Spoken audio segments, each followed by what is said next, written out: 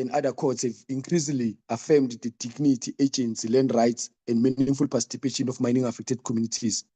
We must ensure that legislation moves with our constitutional democracy rather than backwards from our constitutional democracy. And at this precise moment, again, Chair, when South Africa confronts catastrophic unemployment rate, we must ask why millions of people remain effectively excluded from the lawful participation in the mineral economy, while the state increasingly responds to artisanal mining through criminalization. These questions are connected.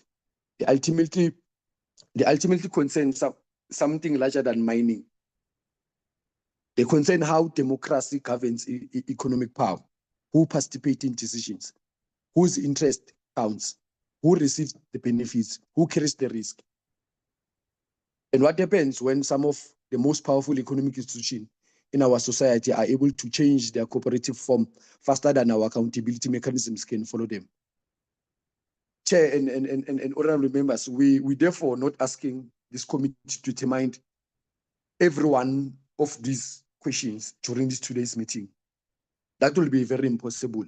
In fact, the scale of the questions is precisely why the original petition asked Parliament for something more substantial. We're asking Parliament to establish an accountability process capable of investigating them properly. We believe that Parliament should hear from mining companies, it will hear from the DMPR and other regulators, it will hear from Competition Commission, Parliament should also hear from the PIC. It also needs to hear from the workers, economists, environmental specialists, and legal experts. But above all the stakeholders, it must hear from the people who have lived with these consequences of the system. Because the 100-day campaign cannot be ultimately be understood from the corporate balance sheet. It becomes visible in people's life. So before this committee here today, from the committee will hear from the lawyers, from environmentalist specialists, corporate accountability organizations, and other aspects who have joined this coalition.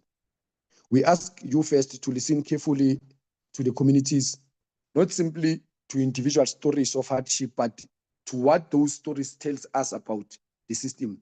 Because when the ownership changes, when the transactions is completed, when the profits has been distributed, when the corporate structure has been moved on, somebody remains behind. The communities remain. And this is from them that the Parliament should first hear what it means when the value leaves, but the debts remain. With that, Chair, I would like to take the opportunity and also to ensure that we request the Portfolio Committee and Parliament members and honorable members in particular to listen attentively to our petition and ensure that, as we said, these experiences that we'll be sharing is emphasizing the broader picture. We'll be using cases there and there, not only we are highlighting those cases because we are saying those cases are the basis, but those cases are the emphasis of the broader question of public accountability. Thank you, Chair, and the members. I will hand over back to our program director, which is Christopher, and then you'll introduce the other comrades that will speak from Jagersfontein and Kriel and other coalition members. Thank you, Chair, and honorable members and comrades. Thank you very much, Leader.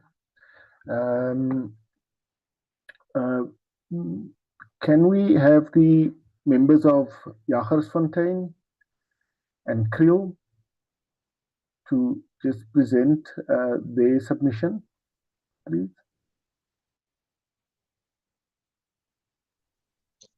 Good morning, everyone. I am from Jagersfontein. We're very grateful for the opportunity to partake on such an engagement. We would first like to thank the honorable members of the Parliamentary portfolio committee resource and poor representatives, benchmarks for the opportunity. We stand before you today as a community that carried the consequence of mining for generations. We are here to demand accountability. For approximately a century, Fontaine contributed mineral wealth to South Africa's economy. Yet the community that lived alongside the mining operation continues to confront poverty, unemployment, environmental degradation, and consequences of abandoned mining legacy. The question we ask today is simple. Where is the return to the community that carried the burden for extraction? The 11 September 2022 disaster. The disaster was not simply an isolated event. It exposed the vulnerability of communities living alongside historical mining infrastructures and environmental liabilities. Lives and livelihood were affected. Property was damaged, water and environmental concerns followed. And yet, years later, the community continues to demand proper rehabilitation and accountability. A disaster must not become a forgotten headline. It must become the starting point for correcting the failures that allow the community to remain exposed. The other concern we have is the historical deepest in the world hand dug pit, our heritage site. One of our concerns is the closure and the filling of the historical hand dug mining pit tailings. We must ask ourselves, are we rehabilitating our heritage or burying it? The historical mining site represents an important part of Fontain's story. Properly preserved and developed, it could potentially become a tourism, heritage, and educational attraction, creating opportunities for local economic development. Instead, the community is concerned that the site is being treated primarily as a destination for tailings. Our history must not become somebody else's waste management solution. The regulatory oversight.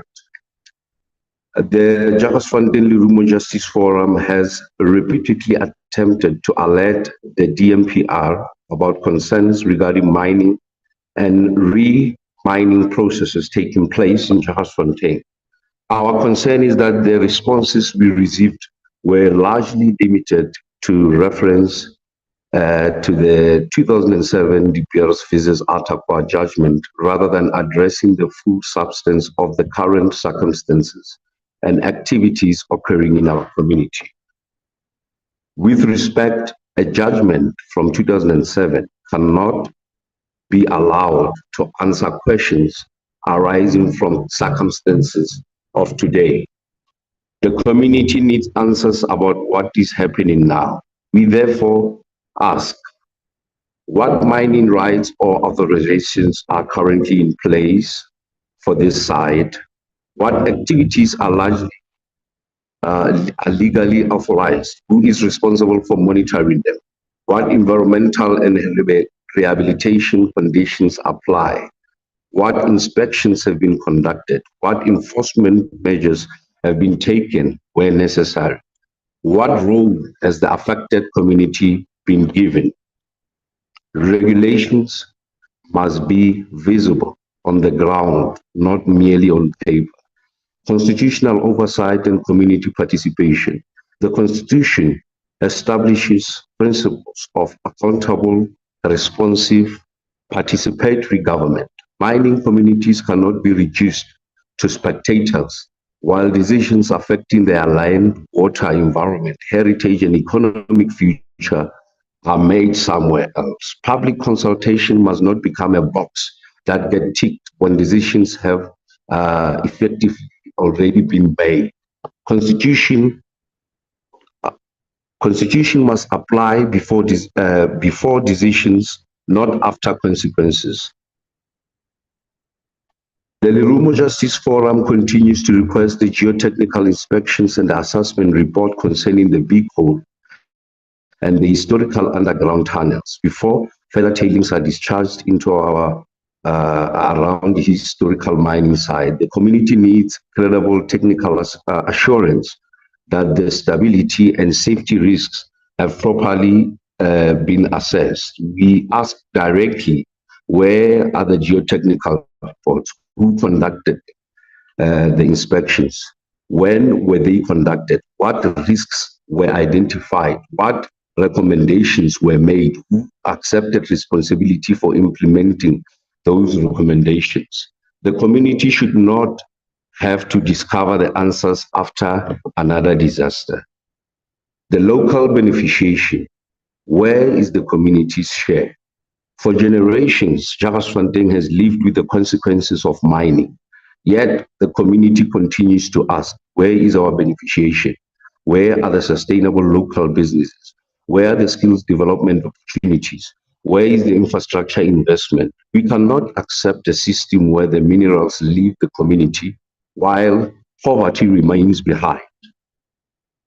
Rehabilitation, the corporate debt must be paid. Mining companies cannot extract wealth indefinitely and leave future generations to inherit the environmental bill. Jagersfontein deserves a rehabilitation program that is properly funded, independently monitored, technically credible, transparent, environmentally responsible, and developed with meaningful community participation. The air quality and arsenic exposure, an invisible disaster that we are currently experiencing. Honorable members, the disaster we see is not the only disaster we breathe. For generations, the people of Jagersfontein have lived alongside tailings, dust, mining waste without adequate air quality monitoring. Today, we raise a grave concern: arsenic and other hazardous substances potentially present in historical tailings and dust. Our community is reporting health concerns. Our children play in dust, our elderly breathe it, our homes collect it. Even some of our community members have adopted a style of going to the very same mine that is not recognized as a mine to ask for the very same tailings so that they can make use of it. So we question the responsibility of the green scorpion in that matter. There are no continuous public accessible air quality monitoring stations in the directly affected residential areas. There has been no transparent, independent testing and public disclosure of arsenic and heavy metals level in air, dust, soil, and water. There has been no comprehensive health risk assessment shared with the community. We cannot protect what we do not measure. You cannot tell a community the air is safe if you have never properly measured it. We therefore demand immediate installation of independent continuous air quality monitors in Jagersfontein with real-time access to data, independent testing for arsenic and other heavy metals in tailings, dust, fallout, soil, and water, a full independent health and environmental risk assessment funded by the polluter, not the community, public disclosure of all results with meaningful engagement with the community on mitigation measures. The right to a healthy environment is not negotiable. It is guaranteed in Section 24 of the Constitution. Our demands to the DMPR and the government, the Jagersfontein Lerumo Justice Forum, calls for a full disclosure, release the technical reports, regulatory transparency, clarity on all rights and authorities regarding this mining site, proper rehabilitation, a credible funded program, meaningful public participation, constitution before the decisions are made for the people without their consent, heritage protection, preserve history, don't bury it, make use of it to create opportunities for the upcoming generation, local beneficiation, measurable economic benefits. We need to be able to put the price on our minerals. We cannot depend on experts from somewhere else to put the price on our minerals. We need accountability, identify and hold responsible parties accountable. Air quality monitoring and arsenic testing, the installation should be a priority. Our final message to the members: the Jagersfontein is not an empty piece of land. It is a community. It has a history. It has people. It has heritage, and it has a future. For generations, wealth was taken from beneath our feet. Today, we are saying, do not take our future from our heads as well. Do not bury our heritage beneath tailings. Do not replace consultation with correspondence. Do not replace regulation with paperwork. Do not replace rehabilitation with promises, and do not expect a community that has carried the burden of mining for generations to remain silent. We demand a new social contract between the mining, government, and mining-affected communities. Jagersfontein has given enough. Now the debt must be paid. Our heritage must be protected. Our community must benefit. Our environment must be rehabilitated. Our air must be safe to breathe. Our voice must be heard. Thank you. Thank you very much for the opportunity from Jagersfontein and for Justice Forum. Thank you. Thank you very much, leader. I think that was really important contribution, and I think members of the portfolio committee, the community member raises a very critical framing. It is about how do we create a new social compact around mining, because we are saying that mining has reached the point where we need to rethink exactly what it is that we are doing. I want to just check, is Tiro in, Mr. Malatsi? Are you? I didn't see your hands here or your presence here, so I'm not sure if the representative from Krill is here, Tiro or Epsilon Malatsi. Not. Okay. Members, to some extent, I will just very briefly remind the committee that we have submitted a supplementary submission with regards to the evictions that has happened in Krill. There we are dealing with 57 families who were evicted by Seriti. This is an ex-Anglo mine who sold to Seriti, and who then, through a process, has evicted this community. We met with the municipality not so long ago, where the community is still essentially homeless.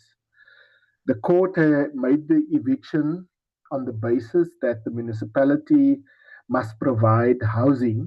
When we met with the mayor of Emalahleeni 2 months ago, the mayor indicated that, in fact, the municipality does not have any funds, so is not able to house this family. So here's a family that is caught in between the lines of accountability. Where does accountability rest? Does it rest with the original mine owners? Does it rest with Seriti? Does it rest with the municipality? Nobody's taking responsibility, and these families are left to face the consequences. And this, to some extent, is part of why we're bringing this petition to the committee, because there are too many gaps, too many accountability gaps that remain. And it is only the poor and the marginalized who are feeling the consequences of this. As we know, Anglo and others continue to reap the benefits of mining, and so we are calling on the commission, on the committee, the portfolio committee, to consider these issues. One of the areas that we are going to come back to at some point is, why does mining profit continue to rise. This is from the early 80s through to the 2020s. Mining profit is rising, but unemployment continues to fall.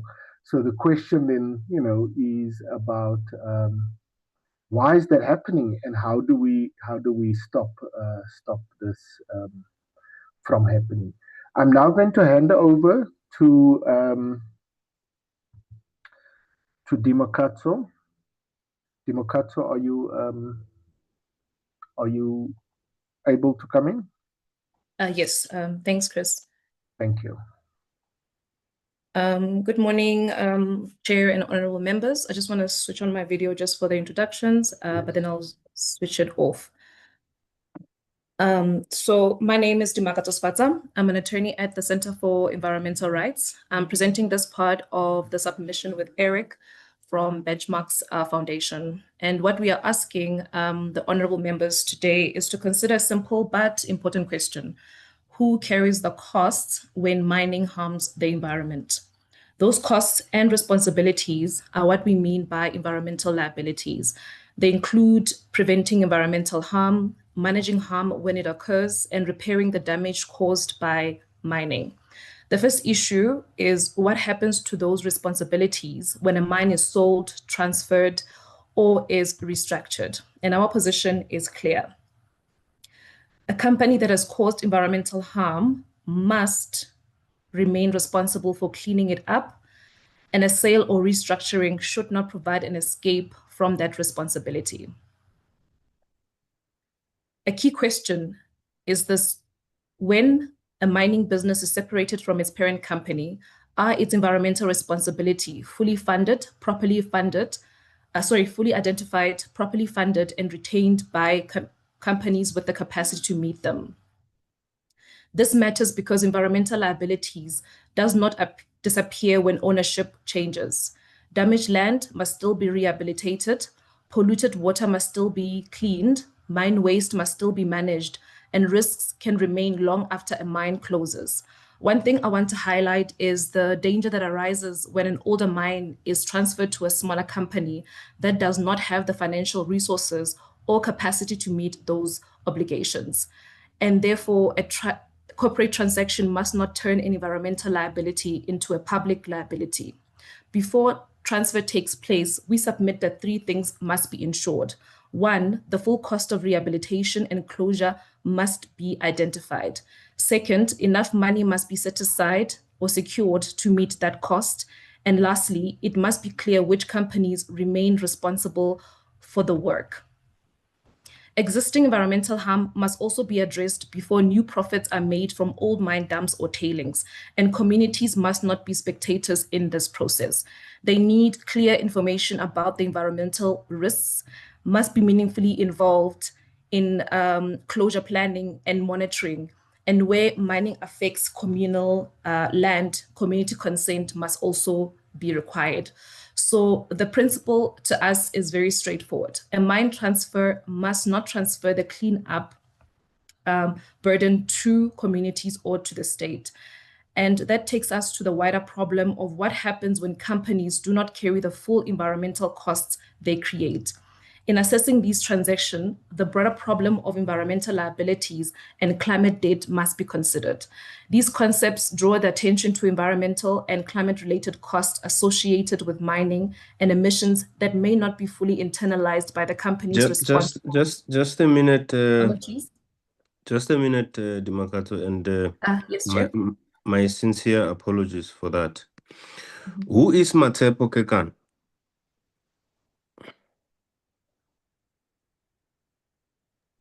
Can you please identify yourself, Matepo?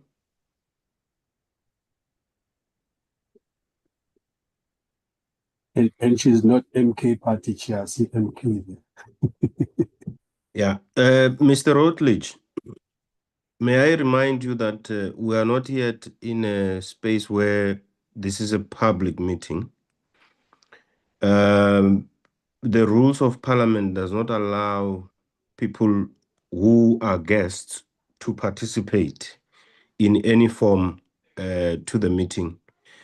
And Matsepo Kekane has been writing, and I have a responsibility to read everything that is being written, because as a chair of the meeting, I must be alert to everything that is happening to the meeting. And it has a potential of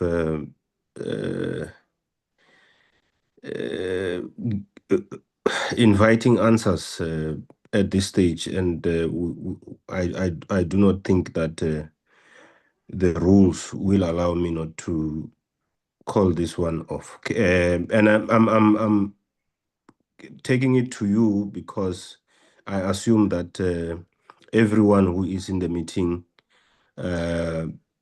is by your invitation. Can you help me with that, please? Thank you. You can proceed, Dimakato. My sincere apologies. Thanks, Chair. I'm not sure where I cut off, but if you... Just a minute again, my apologies. Honorable Selepe. Chairperson, thank you very much. I think after you've been raising this point, the person, if he or she failed to identify herself, is then inappropriate for the person that failed to identify herself. I don't think it's relevant for the person to remain in the platform up until he or she identify herself and apologize for the action. Then he can remain in the platform. But as for now, we don't have to be with strangers because we are quite aware that we are with MACUA. And then you've been requesting for the person to identify him or herself.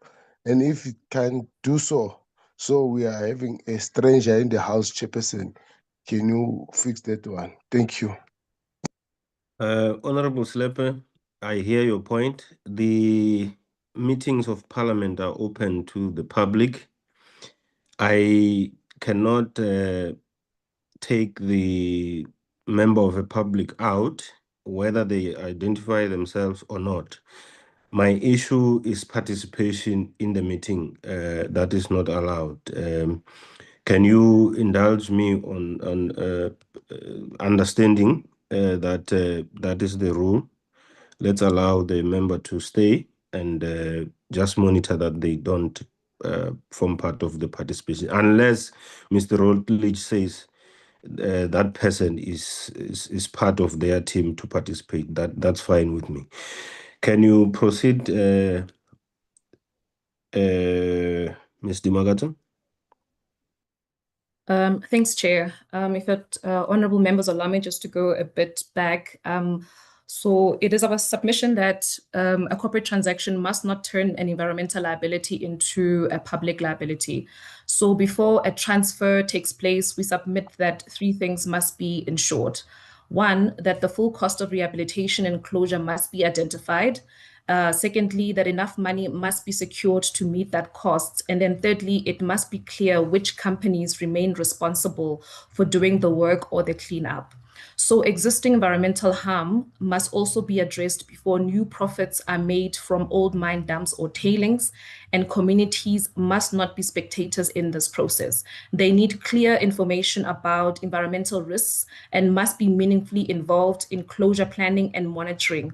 And where mining affects communal land, community consent may also be required. So the principle is straightforward.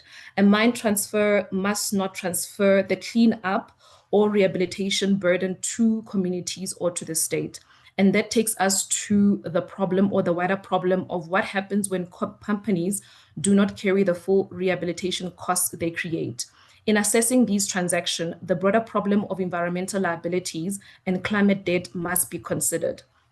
These concepts draw attention to environmental and climate-related costs associated with mining and emission that may not be fully internalized by the companies responsible for generating them.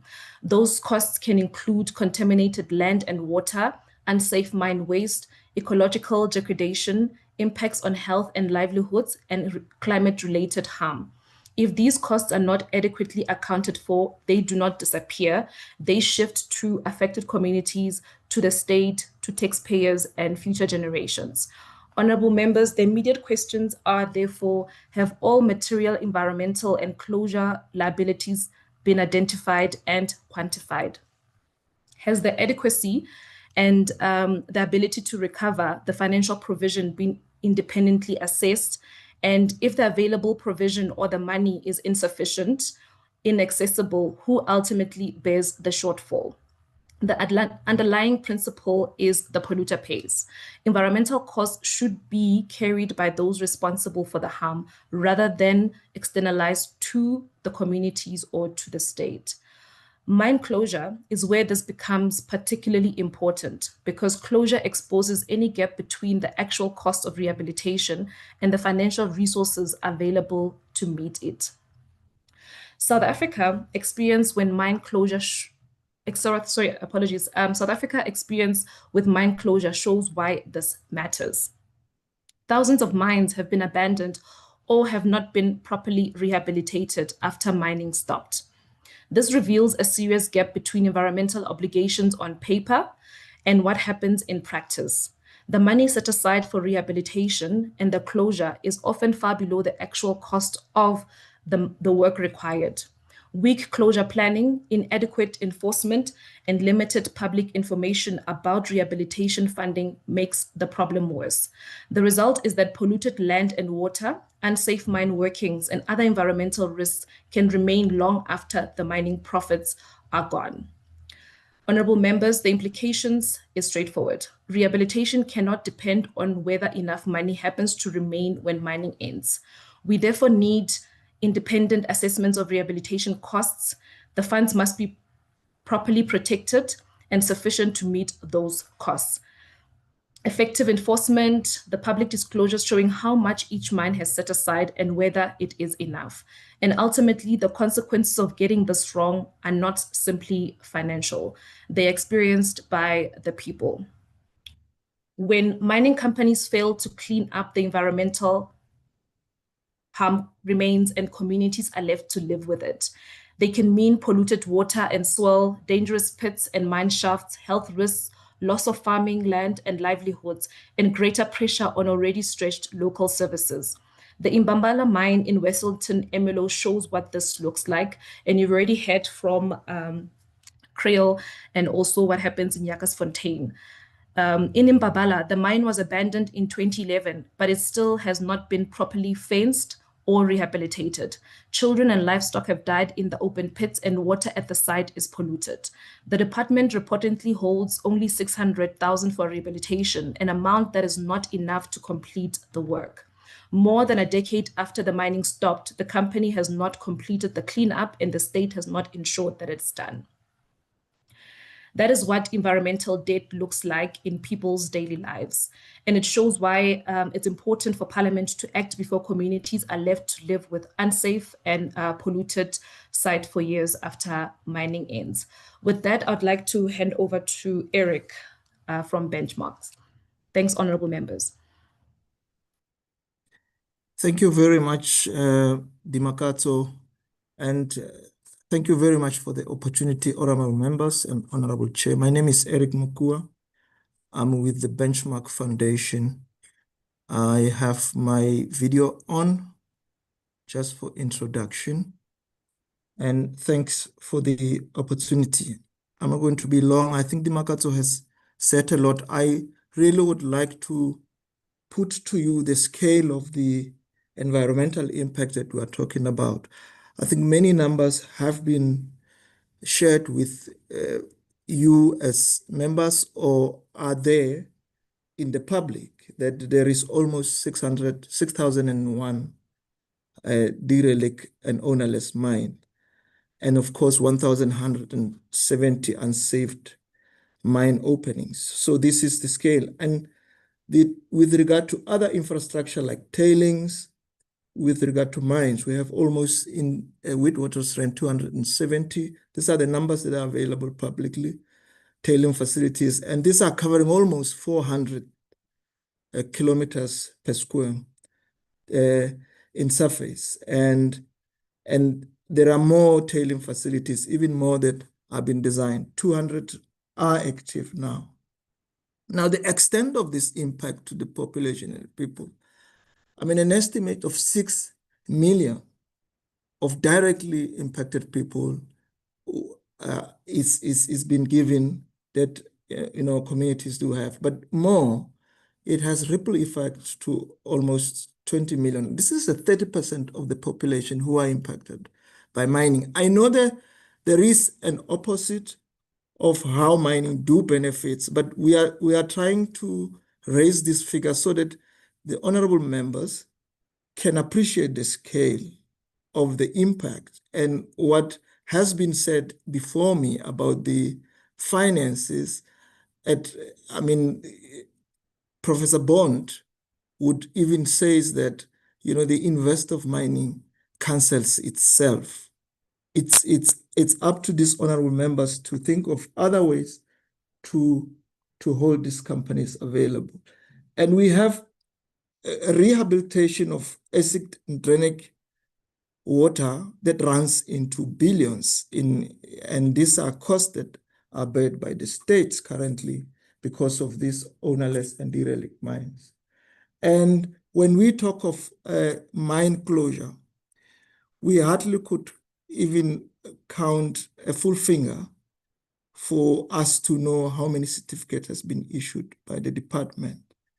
And all these impacts are left to be paid by the people. How are people paying for this cost? And this is where we need the protection of Parliament, that people are paying with their lives. People are paying with their livestock. What it means poisoning of animals, it means pollution of water, poisoning of people. I mean, there is a study that has been done with Soweto regarding its own tailing facility and the legacy of mining, which Parliament still needs to look into this, that there is quite substantial number of uranium poisoning on children and on adults. And of course, more studies need to be done in that area, meaning people are unable to have the better future because they are unable to themselves to mentally grow because of this exposure that they have consistently. Now, I think finally, so that I do not take much time, is that we are requesting the portfolio committee to look into this matter, especially taking into account Anglo's footprints, and use their own power of oversight, to seek accountability with regard to Anglo. Oversight, what it means setting up an inquiry or using any other mechanism available in their hands, because the time we have now, I don't think it's adequate enough to really vent on many issues that are technical. And I would like to end there so that I invite the next speaker on the line. Thank you, Chris, for that. Thank you, honorable members. Thank you, Eric. Thank you, members, for your continued attention to this matter.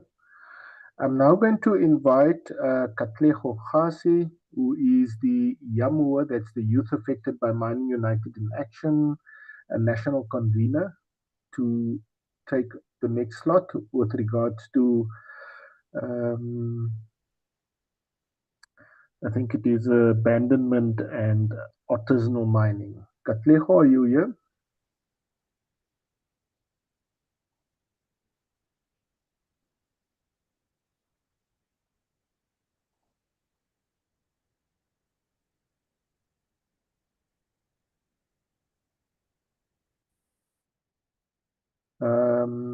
Katlego, not here. Okay. Let me try and just quickly address the submission that Katlego was going to make. I think I'll have to stop sharing, unfortunately, for now. Let me just get the document.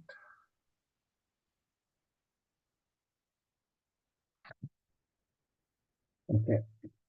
So the next section that we hope to address the committee on is a question of abandonment, artisanal and small-scale mining, and criminalization. So the environmental evidence we've just heard raises another question which we believe South Africa is not confronted adequately. What happens to a mining landscape after formal mining has extracted the profitable resource and moved on? Because an abandoned mine is not simply an environmental problem. It can become an employment problem. It can become a poverty problem, a public safety problem, as we've seen, and an organized crime problem, as we've also seen. And eventually, as we've seen so dramatically in recent years, it can become a policing and a humanitarian problem. But if we begin our analysis only at that final point, when somebody is discovered underground in an abandoned shaft, we miss almost everything that happened before it. The people underground did not create that abandoned mines. South Africa today has thousands of abandoned mines, derelict and ownerless shafts, and mining collapses or landscapes. These workings did not appear naturally in the earth. They were created by the formal mining economy. Companies employed workers to dig them. Capital financed them. Government issued rights and permissions allowing them to operate. Minerals were extracted through them. Profits were generated from them. And when formal extraction became uneconomic or companies moved elsewhere, many of those workings remained. I see Comrade Katlego is back in the room. Comrade Katlego, are you able to come in?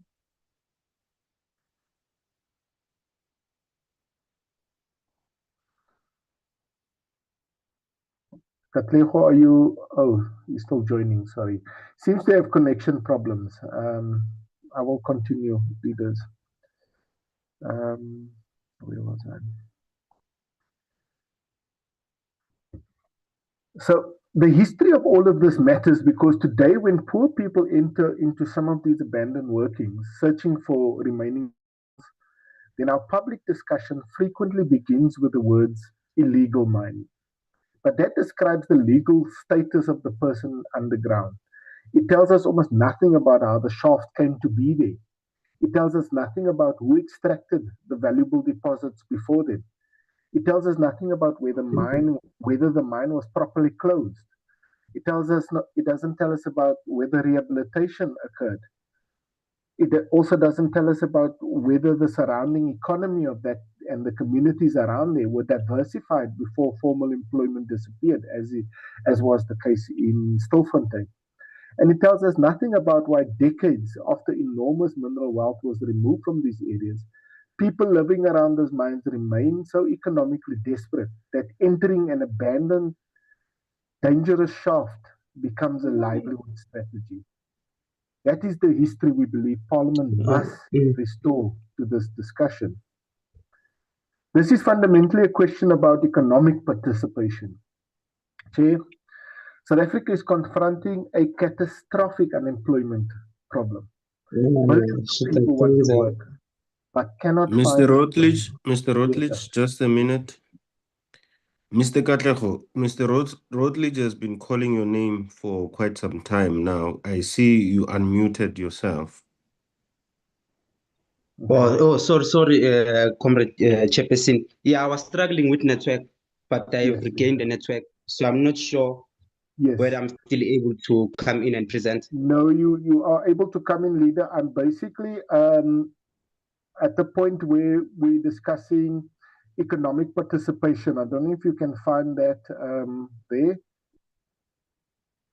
in your notes. Okay. If you can, then you can proceed.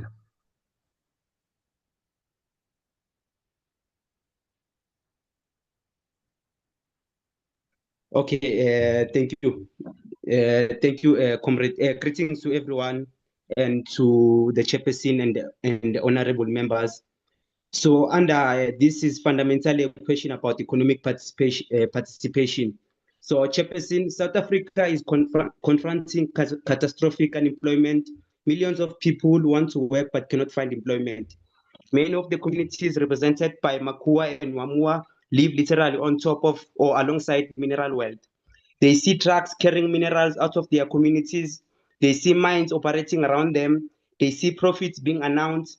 They see executive and shareholders benefiting from the resources beneath their land. And yet many cannot find work. More importantly, they have extraordinary limited opportunities to participate directly in the mineral economy themselves. This raises a very basic democratic and economic question.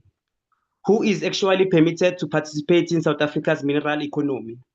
Our mining system was historically designed around large-scale, capital-intensive corporate extraction. The architecture of licensing, finance, geological information, environmental authorization, technical expertise, and regulatory compliance largely reflects the model. For a major corporation, these are cost of doing business. For an unemployed person, a small cooperative, or an informal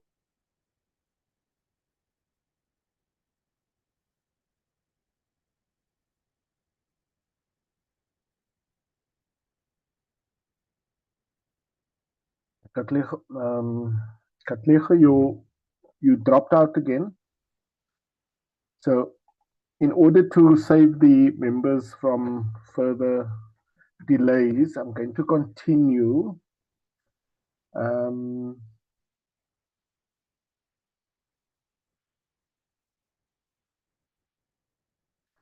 Okay, I think we were talking about economic participation and the fact that we want to then drive to is not only that most of the profits were extracted by corporate companies, but it now raises the question of who is actually permitted to participate in South Africa's mineral economy.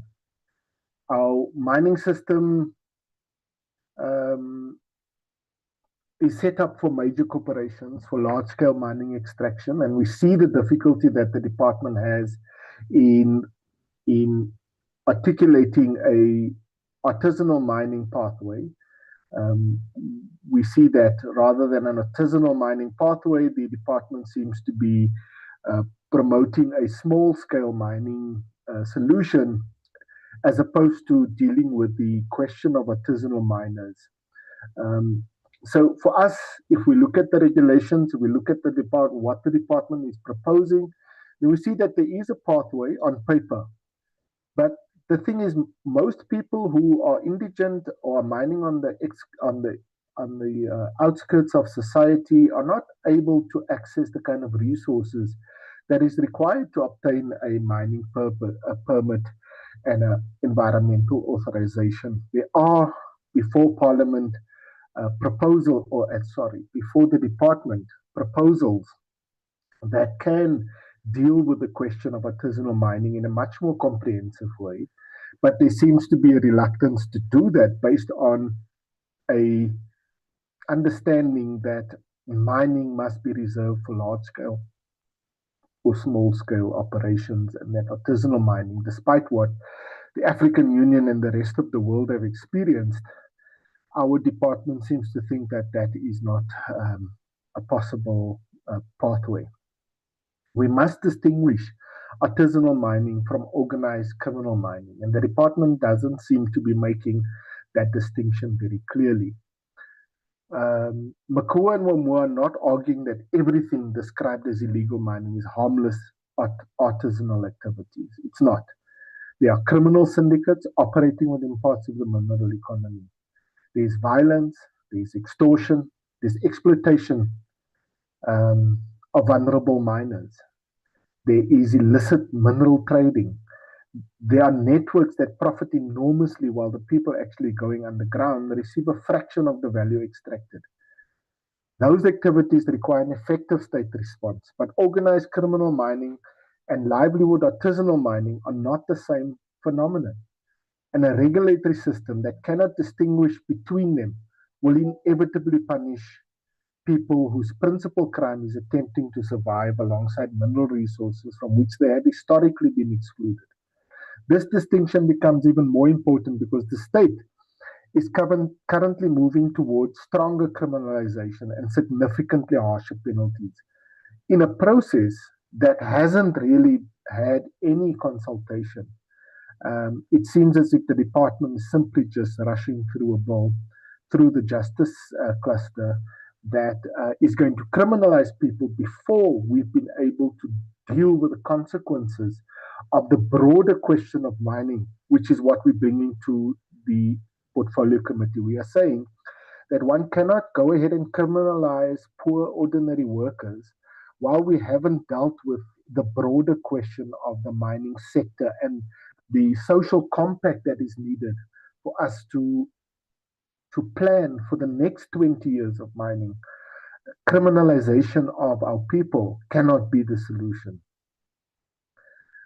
So if government strengthens the punishment for being outside the formal system while failing to create a realistic way of getting inside the formal system, then formalization becomes nominal and criminalization becomes the actual policy. Surely that's not what we want. Stilfontein also shows us where this logic can end. Nowhere is there a clearer contradiction than at Stilfontein. We should remember that the landscape actually represents, Stilfontein was once part of a great gold mining region of South Africa. Enormous mineral wealth was extracted there. People got silly rich on this stuff. Thousands of workers labored. But by the time the Stilfontein massacre happened, the wealth had already been removed. The wealth had already been left the country. And who was left to then face the problem but the poor abandoned communities who were there as workers to those mines. So we say that how do we then get rid of illegal miners must be a conversation that is had with society and not only with the police. We cannot continue to kill people, imprison people, while the effects of mining continue to build the same consequences in various places.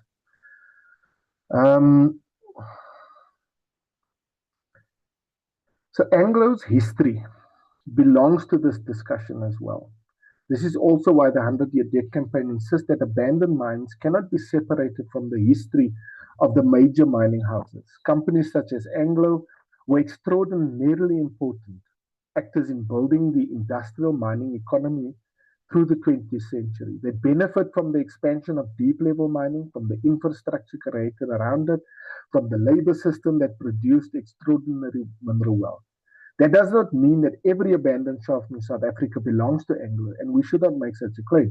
But it does mean that abandoned mining crisis cannot be discussed as though it had no corporate history. The abandoned workings scattered across our mining regions are part of the physical inheritance of the industrial mining system that produced South Africa's mining houses. So when we ask about Anglo's historical contribution to South Africa, we must account for both sides of the ledger, the wealth accumulated and the landscape inherited. Today's policy could create tomorrow's abandoned mining. This is where we are concerned. This is also a forward-looking reason for Parliament to deal with this now. This is not only about mines abandoned 50 years ago, as the previous presenters have shown. Assets continue to be transferred between companies. We can only look at Ikapa, once an Anglo mine, who is now liquidating and who is a reflection of the problem that we're pointing to. Older or higher liability assets can move from large-scale, well-capitalized mining houses like Anglo to smaller operators like Ikapa. Those operators may have significantly weaker balance sheets, as we see now. They cannot maintain. If commodity prices fall, financing disappears, or operations fail, who then funds that closure and rehabilitation? Who will support the workers? What about the shafts? What about the tailing facilities? What about the surrounding communities? South Africa, therefore, must face the danger that abandoned mines of 2050 are being created today through transactions taking place today. And if we do not change the regulatory architecture, the sequence will repeat itself. Value will be extracted, Assets will change hands and workers will lose jobs. Liabilities will become increasingly difficult to locate. So formalization must be a genuine economic program, creating alternatives for communities that are ultimately the ones who left with the problem. Also, this is also ultimately a question about democracy. Because underneath the abandoned mining crisis and underneath the ASM debate sits a much larger question. Who has agency in South Africa's mineral economy? Are communities simply people who must be consulted while decisions are made elsewhere? Are unemployed people living along mineral wells simply a policing problem? Or are they citizens and rights holders whose dignity, land rights, economic participation, and agency must shape the way mineral resources are governed? Our courts have increasingly answered this question, and we'll deal with that a bit later. But the courts are clear. So the question we leave with the committee at the end of this section is, well, why does accountability become most immediate when we reach the poor person at the bottom of an abandoned mine shaft, while becoming progressively more fragmented as we move upwards through the history of corporate ownership, mine closure, asset transfer, and regulatory failure that placed that shaft there in the first place? If Parliament wants to solve the illegal mining crisis, it must be willing to investigate the whole chain, not just parts of it, not just look at the small part of it, not simply the person underground, but the system above the ground that put them there. So with that, Chair, I'm going to thank you for your time and ask that we then move the agenda, if I can find it, to Robert and Kwanele. I don't know if Kwanele is in, Robert, but you are welcome to come in. Robert will deal with the accountability gap, the law reform question, and the constitutional duties that we feel are lacking. Robert, are you there? Thank you, I am. Yeah, thanks. So, thank you, everybody and honorable members. I'm Robert Kraus from CALS. And all the issues that have been discussed today, so I'll go on, I'll also have the video just to introduce myself and I'll go off the video, but all the issues that we have discussed, and there have been a vast range of human rights impacts, both procedural participation rights in the realm of physical, environmental health impacts, socioeconomic impacts like unemployment, issues of artisanal mining and criminalization. All those issues one thing they have in common is that for all of those issues, there are aspects in which our current MPRDA, as this currently reads, and regulations do not adequately and fairly address.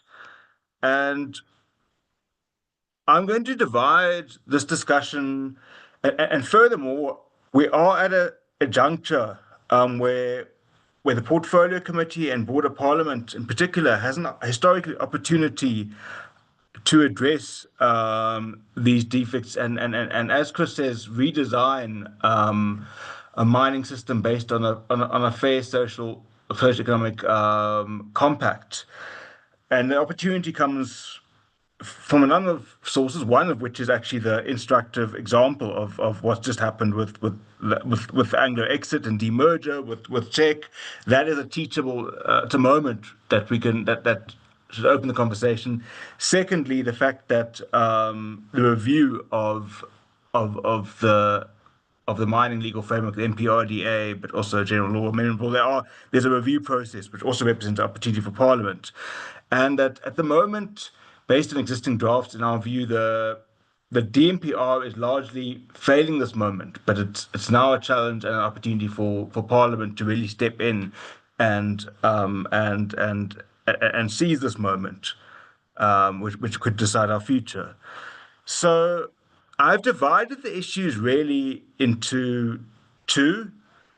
The first is the issue that's presented by the facts that gave rise to the petition, i.e., the questions that the demerger and relocation to Canada and merger with Tech of Anglo has raised, the real question of whether our MPRDA and other laws and regulations sufficiently regulates major corporate restructurings, demerging, liability transfers and exits that fall outside of conventional transfer processes regulated by Section 11 of the MPRDA, and how, and more fundamentally, how do we, we need, the need for the sore need for a mechanism that prevents exits of major corporate role players without massive capital flight, detrimental to employment and economic development, and communities' rights, including employment, social benefits, environmental rehabilitation. There are a lot of knock-on effects with exit and capital flight, which include the ability, I think, which has been the theme of the present right holder to actually address these severe environmental legacies and conditions, including tailings, including abandoned pits, and the socioeconomics. That's the first set of questions is around demergers and exits, whether we have and the need for a mechanism to fill the gap, which this incident highlights. But secondly, on top of that, there are all the outstanding multiple procedural, procedural means processes like public participation, consultation, consent. So procedural rights issues of communities and workers, but then also environmental issues, environmental rights issues, including environmental health, but also including issues around environmental rehabilitation and the slow erosion and diffusion of and passing on of liability as mines towards the end of life of mines, as Dimakatso and Chris and others have highlighted. So those and a whole host of those sets of issues, then socioeconomic issues of the failure of SLPs and developmental mechanisms to create an area that's not reliant on mining when it closes, and all the ghost town effects of unemployment, crime, and also the questions of artisanal mining, all of those questions. So that's the second thing is that there's an opportunity to address those questions, which are not only issues that have been raised by communities and civil society and others, but many of these key questions, as we'll get into, particularly around public participation processes, have there's guidance now from jurisprudence, cases like Concourt's Maleru judgment, the High Court's Beleni judgment, and most recently Standing Wild Coast around participation, as well as recommendations by Chapter 9 institutions like SARC, which speak a lot to the substantive issues of environmental and social rights, and which call for a lot of reforms to key reforms to the MPRDA and other laws that impact it. So I'll go briefly to issue one, is that the issue of how we handle major corporate exits. What has come into strong focus is that the country where Anglo's ended up, Canada, and merged with Tech, have responded to the same transaction and the same chain of events very differently. And part of that is rooted in legislative and regulatory gaps. So in South Africa, the Competition Commission has concluded that no merger notification was needed.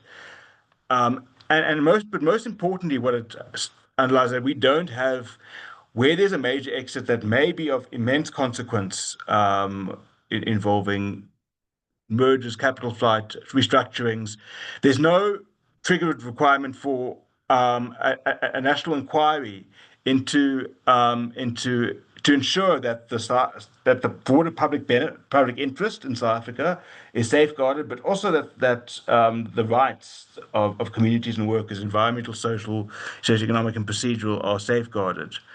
And also that the merger doesn't dilute or allow escape from historical unfulfilled duties, including around communities who still haven't fairly been compensated for resettlements, including all host of damages to housing, environmental health damages, etc. And as we've said, tailings and other other unrehabilitated mine sites. So that's South Africa, but whereas Canada have a formal national interest review process, and furthermore that Canada has, whereas South Africa has largely imposed no specific conditions, Canada has also imposed a host of conditions on for the merger, including that there be a significant amount of investment in the Canadian economy, at least 4.5 billion Canadian dollars within 5 years, that no jobs are lost, 100% employment as a requirement, a guarantee. Whereas in South Africa, Anglo says no retrenchments contemplated, but that's just word. It's not based on a binding duty. It's a weak guarantee. Further localization type requirements in Canada, like up to 8.5 million to stay in enhanced critical minerals processing, whereas we haven't imposed such conditions. And I think that contrast should be sobering, and I think should keep the Portfolio Committee in Parliament awake at night. That we really direly, I think, need a triggered public benefit inquiry and a process of imposing conditions in the public interest and human rights. That's the first, and of course why we're here, and the issue, the petition urgently sees of it. But the second issue is that fundamental flaws in our and gaps in our mining framework, many of which enable the lack of accountability for rehabilitation, the environmental health hazards community experience, the lack of planning for foreclosure and unemployment, all the crises that we're seeing lies partly in a lot of gaps of accountability and duties and rights in our legislative framework, and the law reform process should be an opportunity to address these.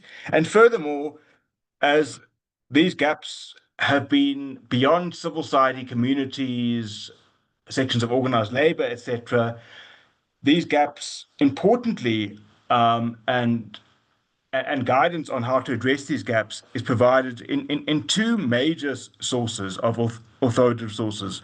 The one is our court jurisprudence, a whole host of judgments, which I'll be discussing, but only a few key ones. The second source is authoritative institutions established in terms of Chapter 9, most notably the Human Rights Commission, including the National Inquiry into the Socioeconomic Conditions of Mine-Affected Communities, that hearing report, those, but also past reports on artisanal mining, etc. So briefly, I will just sum up briefly the guidance particularly on procedural participation and consent rights of affected communities that has been provided by the courts of law. So before getting to jurisprudence, the constitutional right that a lot of these judgments, not all of them, but most of the judgments I'm going to discuss, implicate is Section 25 sub 6 of the Constitution, which guarantees security of tenure for categories such as communal land that have been rendered insecure due to past systems of racial discrimination, and that there be legislation to protect those rights. And currently, we still, decades later, only have an interim act, but which gets renewed, the Interim Protection of Informal Land Rights Act, which specifies the processes by which these rights are protected, and more importantly, the requirement that holders of customary rights can only build a vest of land according in terms of those customs, and those customs which require consent, which is where the right to free, prior, and informed consent is protected by PILA and under customary law. And so there has been a tension between the MPRDA as on the face of it in black letter law, and also as it's interpreted by the regulator, the DMPR, on the one hand, which is that there's consultation, there are processes under section 10 and 43 other sections of MPRDA, but when those have been exhausted, those supplant effectively the rights under PILA, and that was found not to be the case. Importantly, that in a number of key judgments, the first and most notable judgment was the Maledi judgment, which read that the MPRDA must instead be read in harmony with PILA, and that effectively the award of a mining right does not by itself extinguish land rights, including as well as the protections of those rights and processes by which those rights can be divested under PILA, i.e. through free, prior, informed consent under customary law. And Maledi was subsequently expanded upon in the context of the Wild Coast and a High Court judgment, the Beleni case, which has gone even further by stating that the minister is incompetent cannot award a mining right until the consent requirements under a PILA and customary law are complied with, and furthermore, the recent sustaining Wild Coast judgment further clarifies the meaning and significance and of consultation, community consultation, and some choice quotes I think that are very illuminating is that consultation is not merely the opportunity to express a view or influence an outcome. It is fundamentally about a process which affirms human dignity by affording a real seat at the table to those whose lives and livelihoods are impacted or maybe stand to be impacted by decisions. And the problem is that so we have a law review, I mean a legislative review process, but those issues around alignment with IFPIC and even a tailor-made consultation process, and also putting it in black letter unambiguous law guarantee those rights has not happened, and there still remains a department that does not want to respect the right to free and prior informed consent. So, but the courts are clear that none of the processes under the MPRDA extinguish that right. The only thing that can extinguish those rights is expropriation and the Expropriation Act. So these judgments have not been addressed at all in the draft amendment bill that the DMPR circulated for comment. Then the other set of recommendations and guidance comes from Chapter 9 institutions like the Human Rights Commission, which, in addition to affirming the courts on consent and participation, also made a number of recommendations, including around mine closure, around strengthening social labor plans and having actual requirements of how much companies need to contribute, that the law should provide that the law should also provide stronger mechanisms of enforcement and accountability, that there needs to be that also directives that the DMPR explore a public database of information and other measures to fundamentally address the lack of transparency in the sector. so there are a host of recommendations, very few of which seem to have been considered when one looks at the present MPRDA amendment bill. But furthermore, there are aspects that, in relation to both SARC recommendations, but also the judgments on consent on FPIC and public participation, that in relation to them appear to be going backwards and eroding the protections that are the very weak protections that are there. So, example is around consultation, narrowing the definitions of interested and affected parties that seem to exclude broader community groups, like just restricting it to the local community, which excludes allies within community networks and civil society.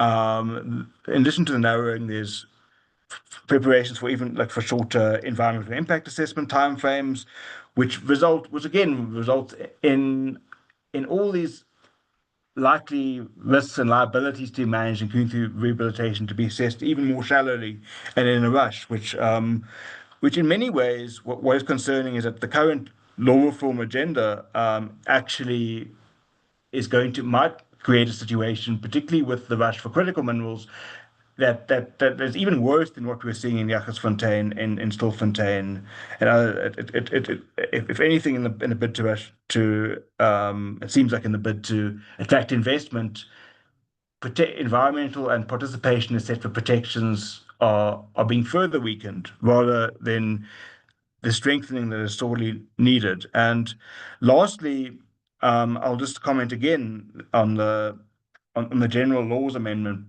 bill circulated for comment that address the crisis that we can all acknowledge of criminal syndicates and illegal mining, with both regards to the criminality of activity and the erosion of tax revenue. So serious issues and that do need to be addressed, but does so in a way that's draconian, but also really broad brush in terms of aiding and abetting, and it does not distinguish, for example, between an artisanal miner who is mining because they need to put food on the table, but are awaiting a permit because the new system hasn't really been set up properly yet, or haven't been able to put together an environmental impact assessment. So it doesn't distinguish between people in that category and also the worker working for some of these syndicates, but just trying to eke out a living with the bosses that make millions. So it's a very crude instrument that imposes 30 years jail term, maximum sentences, immense fines, kind of regardless of the degree of culpability and why one is found foul of the act, and whether one is actually really someone who's at the root of the problem or just someone surviving. And I think it's particularly concerning when there are no, in the current amendment bill and in practice, no mechanisms of support for very poor artisanal miners, like, for example, around the state conducting the environmental impact assessment, or providing environmental training, or technological and other support for scaling up, etc. There are no clear mechanisms of accountability and I mean, no clear mechanisms of support, including support for compliance with environmental law, which put artisanal miners just seeking to eke out living, non-violent artisanal miners, in a very precarious position at the moment.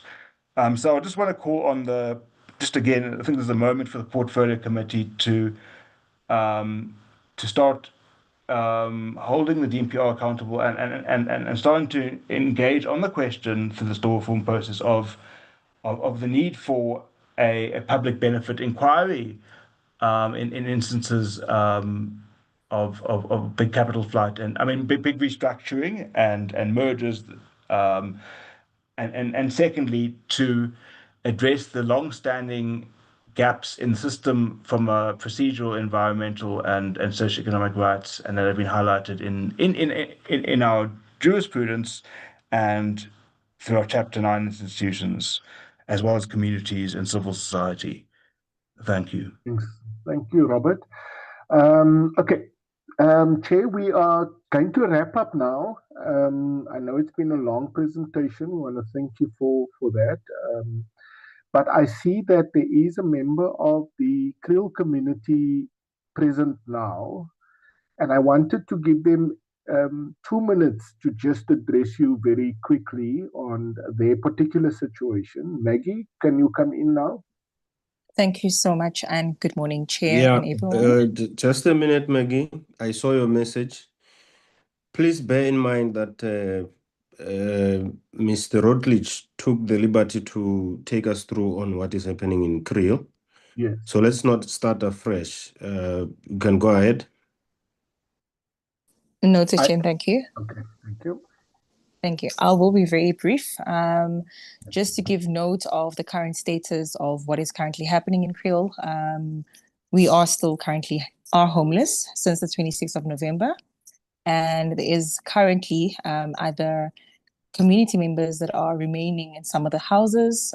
So there was the first group that was removed or evicted from the houses, and there is currently some family members remaining in the houses. They were given a notice that by the 30th of June this year, they should actually move out unless they make arrangements to purchase the houses from Eskom via Seriti. They have an agency, High Courts, that is handling that process, but High Courts were instructed for now to pause or halt with that process. So it's not happening, even though there are a few houses that are actually put up on sale. Some of the stands are remaining and up for sale for some of the Seriti employees that are interested in buying. So that is the current status at the moment, Chair. Yeah, I think I can cover that up, and that is the current status. I think in terms of the commissioners, the human rights commissioners, they have been also sent a letter. They did respond to it, but that is the status. There hasn't been a fruitful response or support in those bases. Thank you. Thank you very much, Maggie. Chair, I'll continue very quickly so that we do not delay you any further. So in conclusion, well, as we conclude, let me say that we want to bring to Parliament's attention again that Section 55 and 56 give Parliament extensive oversight powers, including the power to summon persons and require reports and documents. The petition was deliberately brought to Parliament because these problems cross departmental and regulatory silos. We want to say that Parliament advised in February that the petition would be considered in the first term. We want to just address the delay somewhat, but it was not. The matter remained unresolved into the second term, and only after sustained engagement did we secure the briefing from the committee. It is at this point that we want to say that we have noted that in the interim between the time our petition was submitted to the time of this opportunity to address you on it, the committee did in fact undertake a study tour to Canada.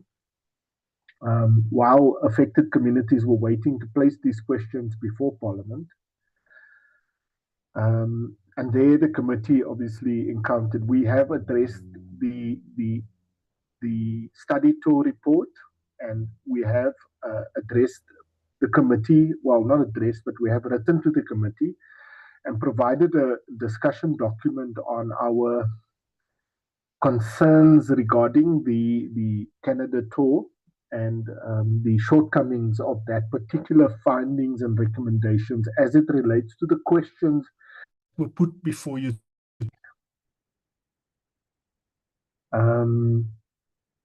Our central demand from the petition at this stage is we ask the Portfolio Committee to establish a substantive parliamentary inquiry or public hearing process into the 100-year debt.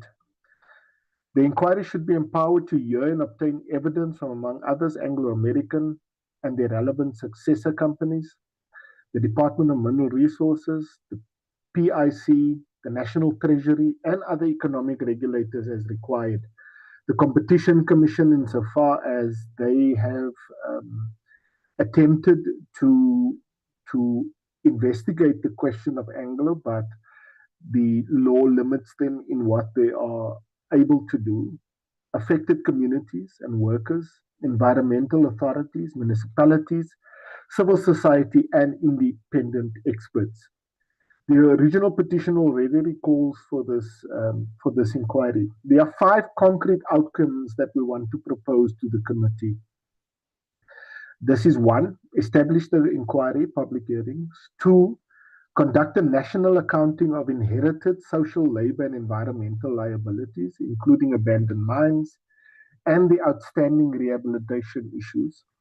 Develop an exit impact assessment or public interest mechanism to apply before major mining assets or corporate structures are transferred, demerged, restructured, or abandoned.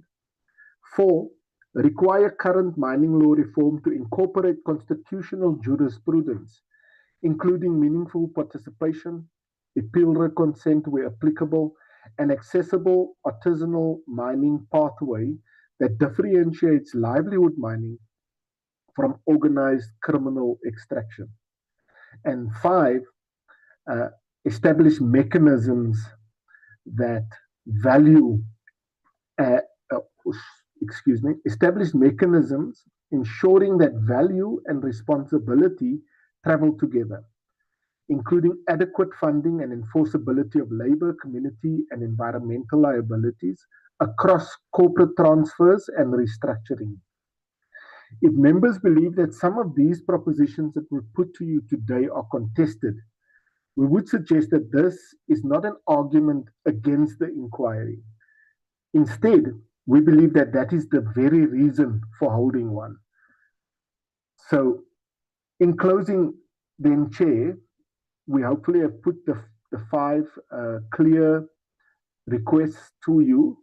I'm going to now ask Nosizwe, the MACUA secretary, or the WAMUA secretary, that's Women Affected by Mining United in Action, to close off our presentation to you this morning. Thank you. Nosizwe, are you there?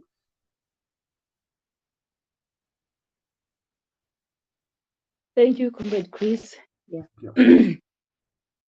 Honorable Chair, honorable members of Parliament, members of the Portfolio Committee, and distinguished guests, good morning. My name is Nosizwe Sekese, and I'm the WAMUA National Secretary. Chairperson, honorable members, I have listened today to many experts speaking about law, companies, environmental responsibilities, corporate struggling, and billion of friends. I want to end by bringing us back to the people who live with the consequences of all these decisions. For us, these things are not theories. When a mine closes, we know what it means. When a company changes ownership, we know what that can mean. When jobs disappear, it's not simply an unemployment statistics.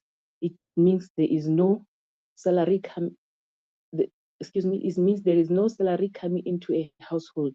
It means somebody cannot pay school fees. It means there is less food in the house. It means small business in our communities lose customers. It means young people who already cannot find work see even fewer possibilities of their future. And when a mining company leaves, we cannot live with it. We remain there. Our homes remain there. Our children remain there. The polluted water remains there. The damaged land remains there. The mine dumps and trailings remains there. The abandoned shaft remains there. And very often the poverty remains there too. That is why thinking the most important thing we are asking Parliament today is very simple. Before another company leaves, before another mine is sold, before another corporate structuring happens, somebody must ask what is being left behind. For generations, our communities have watched minerals leaving the the ground. We have watched trucks leaving. We have watched trains leaving. We have watched the wealth leaving. And we have been told that mining brings development. So after 100 years, surely we are entitled to ask, where is that development? If billions of rands came out of these places, why are so many mining communities still poor? Why are our young people unemployed? Why are former miners workers struggling? Why do women have to carry families when the jobs disappear? Why are municipalities expected to deal with consequences when mining companies leave? Why are communities living next to abandoned mines and polluted land? And why must we fight, protest, write letters, and sometimes go to court simply to be heard about decisions concerning the land underneath our own feet? Honorable members, today I have also heard about artisanal miners. I want us to think carefully about that. There are people in this country who cannot find jobs, who lives next to minerals that have created enormous wealth for other people, and who see abandoned mines and old working around them. When some of these people try to survive from what remains underground, suddenly the state becomes very powerful. There are police, there are soldiers, there are arrests, there are new criminal laws. Of course, criminals who exploit people, use violence, and run illegal syndicates must be dealt with. But we must also ask another question. Where was this same powerful state when the mine was abandoned? Where was the state when rehabilitation was supposed to happen? Where was the state when jobs disappeared? Where was the state when communities asked for development? Where was the state when companies did not deliver what was promised? We cannot be visible to the state when we are accused of breaking the law. We must be also visible when decisions are being made about our land, our minerals, and our future. And that is why the court judgment you have heard about today matters to us. Maybe ordinary community members do not know what the legal language, but we understand the principles. Do not make decisions about us without us. Do not come after everything has already been decided and tell us you have consulted us. Do not tell us that somebody else represented us when you have never asked us. Do not tell us that the minerals underneath our homes belong to the nation, but then organize the system so that everybody benefits from these minerals except the people who live in it there. If the Constitution says that we have a dignity, then our voice must matter before decisions are made, not afterwards. And if the court have already said these things, then Parliament must make sure that the law you pass protects these rights instead of forcing another generation of communities to go back to court and fight for them again.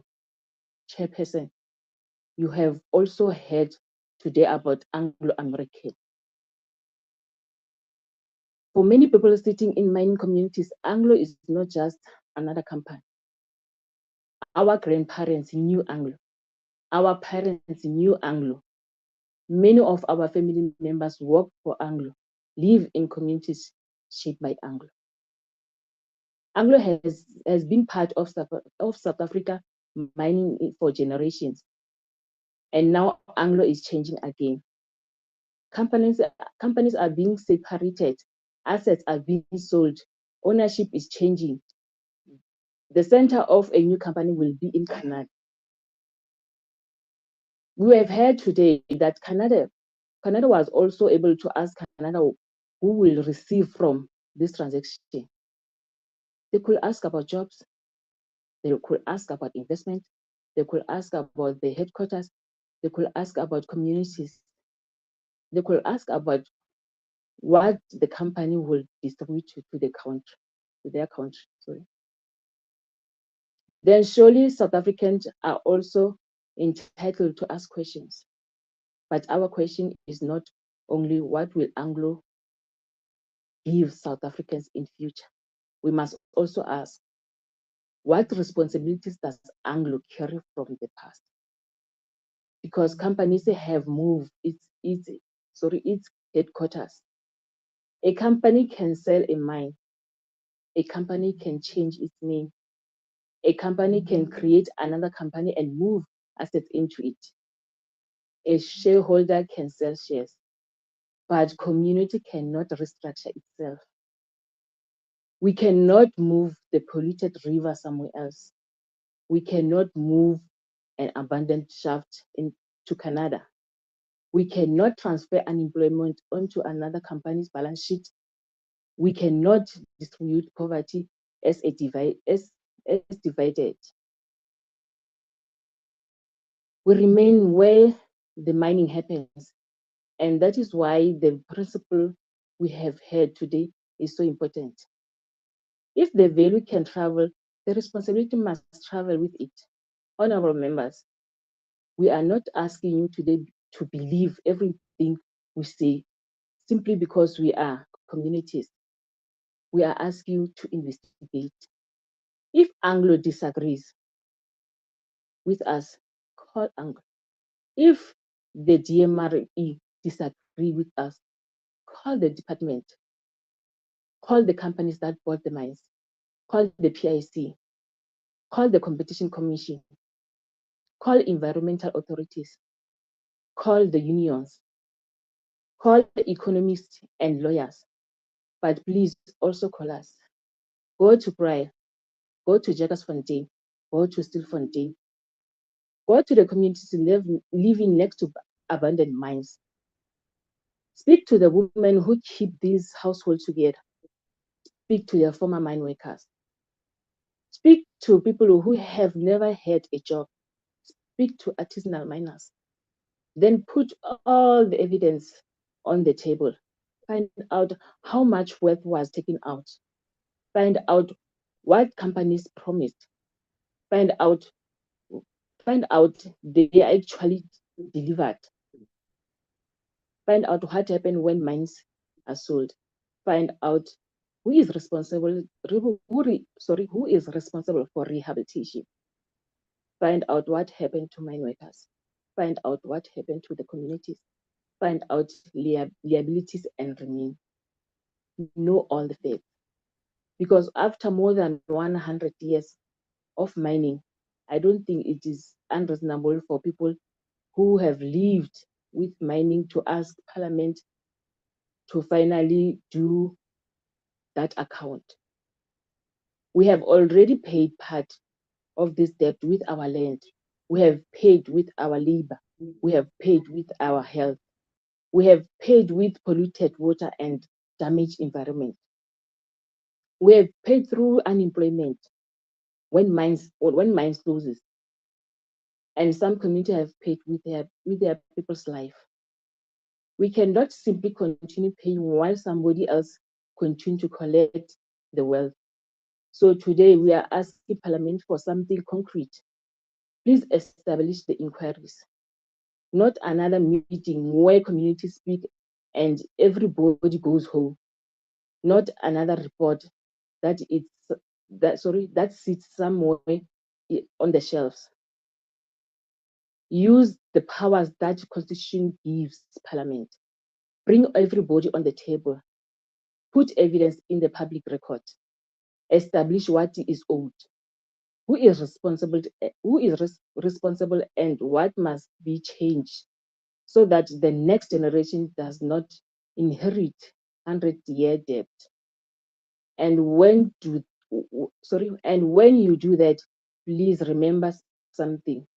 Mining communities are not asking to stand outside. South African minerals economy. We are asking to be part of it. We want jobs. We want opportunities for our young people. We want communities to partake in the mineral economy. We want development that remains after the mine has gone. We want clean water and safe land. And we want our children to inherit something more valuable than an abandoned shaft. Chairperson, honorable members, company will come and go. Commodity price will rise and fall. Mine will open and mine will close. Cooperative structures will change again, but our community will still be there. So before South African commits itself to another 20 years of extraction, let us know that all facts about 100 years that came before it.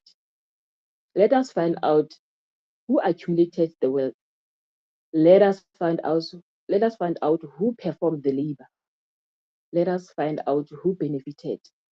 Let us find out what was promised. Let us find out what was left behind.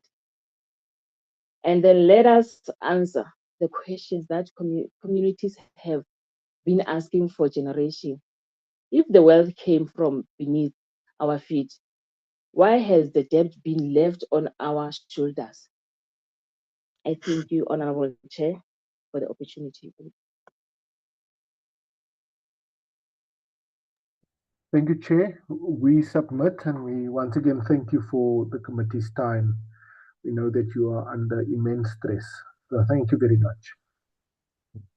Thank you, Mr. Routledge, and all the presenters. I must say the presentation was comprehensive and well organized, irrespective of some glitches there and there that has to do with technology. But all in all, it's a comprehensive presentation that will assist in moving forward. Honorable members, there is the presentation. Can I have hands of clarity? I did mention the stage we are at now, and then the second stage, the third stage that will be following after this. Honorable Manyi, followed by Honorable Selepe.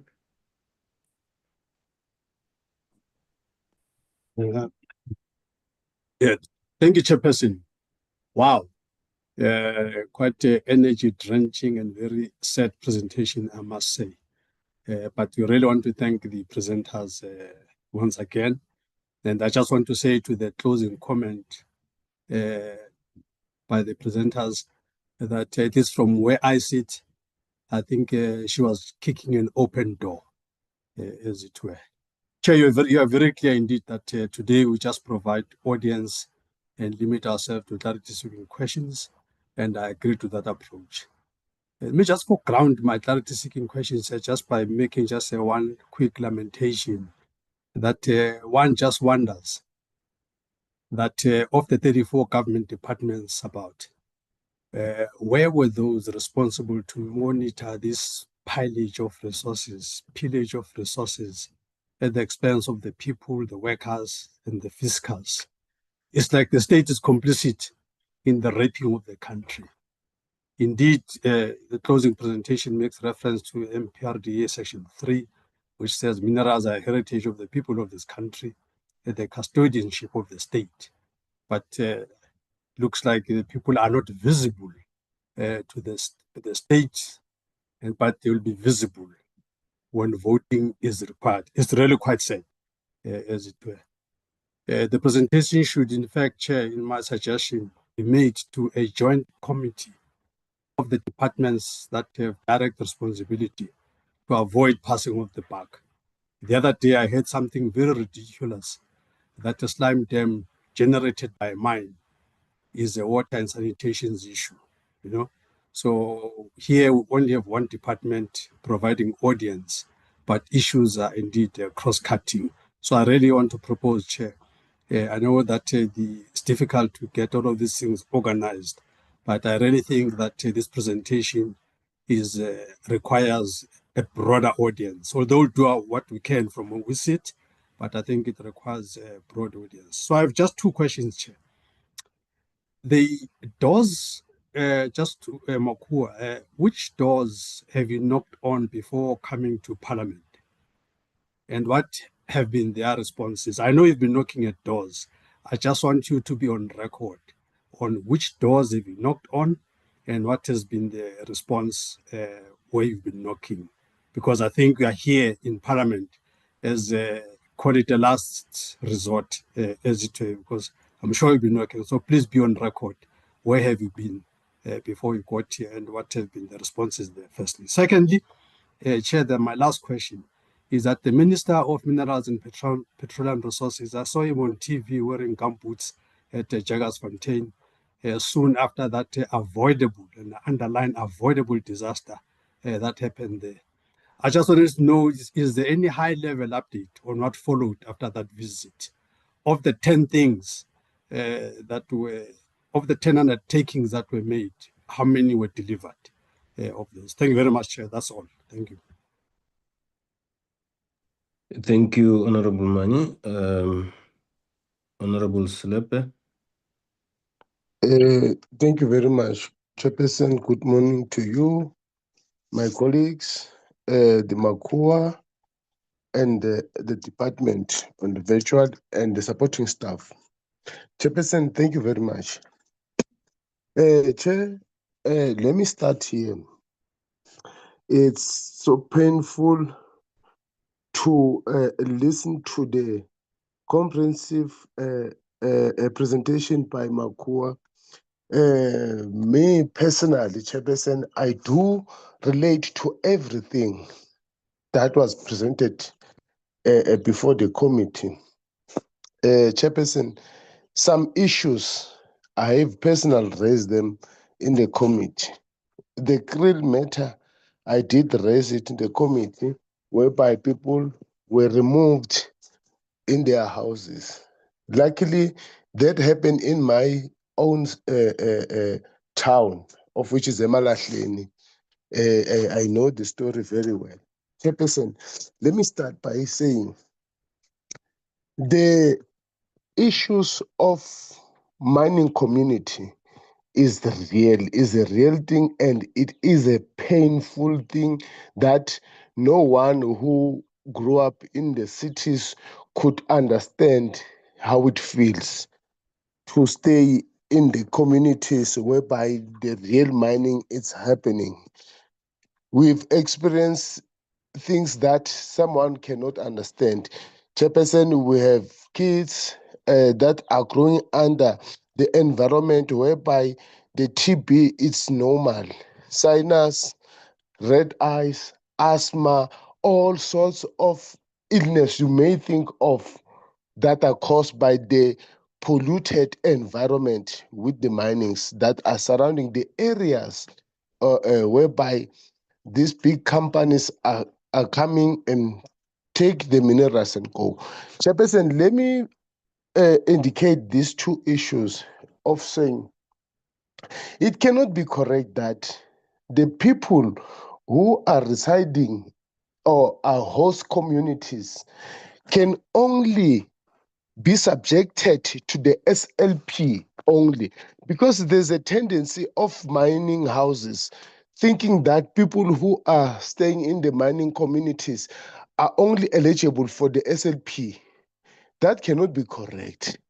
Of people who are direct affected by the operation, be it the blasting, the dust, everything. If you can, in the late hours, visit the areas where the mining is taking place, you can see with your naked eyes the pollution. Things are no longer normal. The trees are no longer the way it's supposed to be. There's grayish all over the area. We are saying, Chairperson, it's so painful that the communities, they are reminding the parliamentaries that what should do. I think we have powers as members of parliament and as members of this portfolio committee in particular of doing what we're supposed to do according to the constitution of this country. Chairperson, there's a lot need to happen. There's artificial mountains that are tailings that are lying all over the place. Chairperson, we have void that are drilling mines. My worry is when the derelict mines is the ownerless, whereby there's no owner of that. But the tailing that is next to that derelict mine has an owner. When you some people making an inquiry, they will tell you that this thing it belongs to this company, but the void doesn't have any owner. That's the challenge. We need to check and look at it and get the proper channels of making sure that these people are getting punished. If it needs be, people must be arrested. Because the fine is, I don't think that they will feel pain because they are making trillions of rands. But all is needed is that people need to be arrested so that the justice can be safe. The major thing, Chairperson, here, companies changing names and abandon the responsibility and the communities. That's number one. That's the major challenge. I know of more than 5 big companies who changed their names and given the company to other people. The responsibilities that they committed when they were given that mining right are no longer taken by the company that is taking over. The department need to assist in that particular transition, because that's where the communities get more vulnerable, because every company that leave people, they are leaving the responsibility that they've committed to. Then we cannot allow our people to be abused in this manner. And also the dignity, the image of those people who were removed in their houses. I remember very well, Chairperson, it was a festive season whereby they had nowhere to go. They had nothing to do. It was a sad situation. Now we are saying, Chairperson, these mines, it cannot be correct every time they do something like this, and they get away with this every time. I think the matter of a Krill community, as a portfolio committee, we need to do the thorough investigation of what had transpired and follow it up and get the solution of this matter. Who was actually supposed to do the justice to the community of Jagersfontein and Krill community? We need to understand that. And also, Chairperson, after the mining charter being contested by in the court of law, the community left vulnerable because that was the only tool they can make reference in terms of being included in the means of production. But unfortunately, they've got nothing like as a community that makes them to belong to the main means of the production of the minerals that have been extracted in their backyard. Now, Chairperson, like, can our community have something that is saying people can benefit out of the operations that are surrounding them, not via SLP, because the SLP is a social labor plan, doesn't mean anything to do with the proper benefiting from the production itself. I think, Chairperson, we need to diverge on that one so that our people can benefit out of everything that is happening in their surrounding as the host community. And also, Chairperson, there's a point that was presented that who's permitted to benefit. It's Honorable Slepe. Yes. Yeah. Let me read you the first stage that I outlined. Where are we now? and then you will decide whether you want to proceed in that manner or not. I said, firstly, we will invite the petitioner to brief the committee on the contents of the petition. During this engagement, members have an opportunity to interrogate the issues raised, ask for clarification, and request the petitioners to elaborate on or narrow down their request when necessary. That is the stage we are at today. Can you proceed?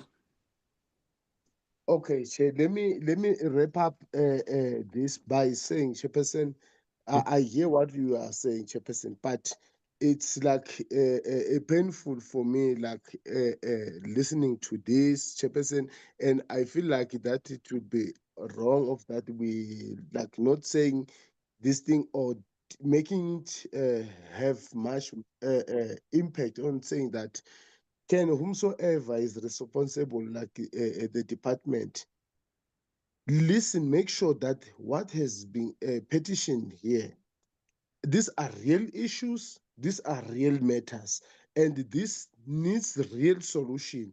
We cannot pretend as if there's nothing happening here. We need the solution, Chairperson. And then furthermore, I will engage when we go into the second phase. Thank you very much, Chair.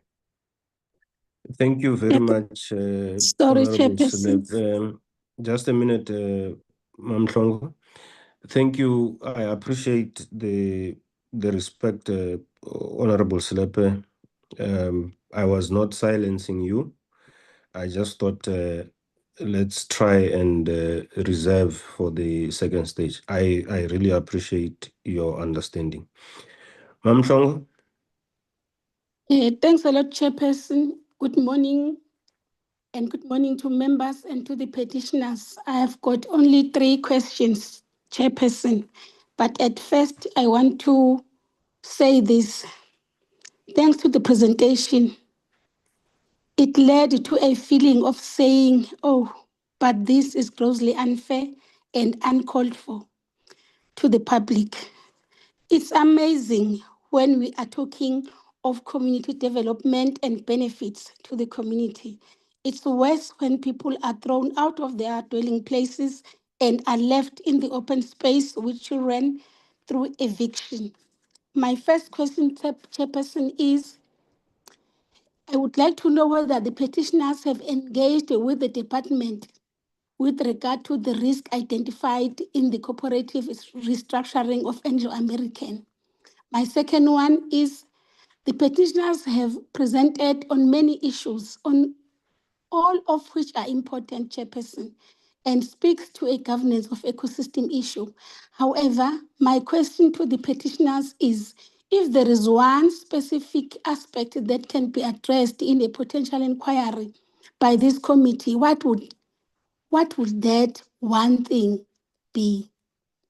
My last question is directed to you, Chairperson. It is revolving around how the committee will process this petition. It is my view, Chairperson, that we may need more information from the Anglo-American,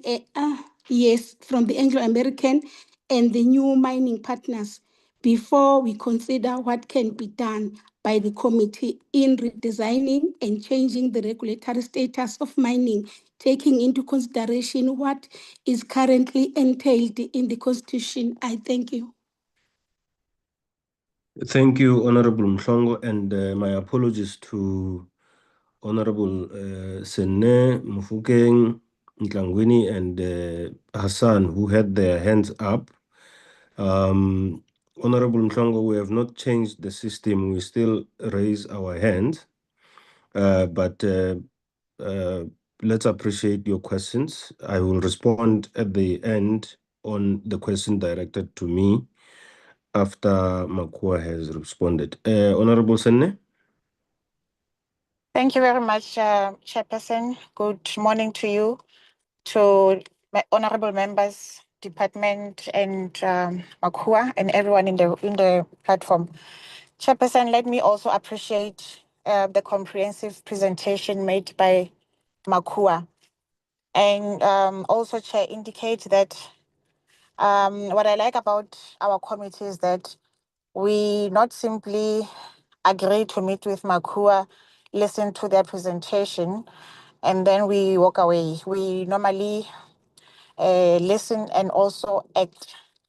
Our work is about meaningful engagement and real outcomes.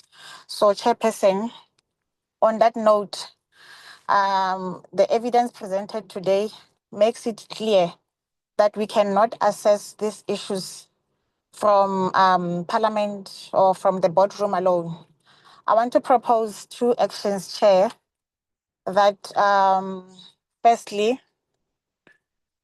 we schedule an urgent oversight to the affected communities to hear directly from residents and inspect this sites that MACUA has presented on.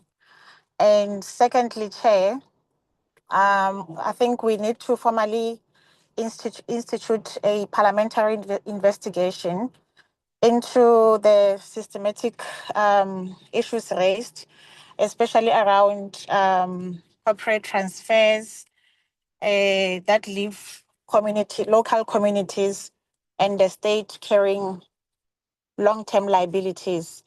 And Chairperson, I also want to check, because in Parliament, I think it was early this year, there's a portfolio committee which was introduced on petitions.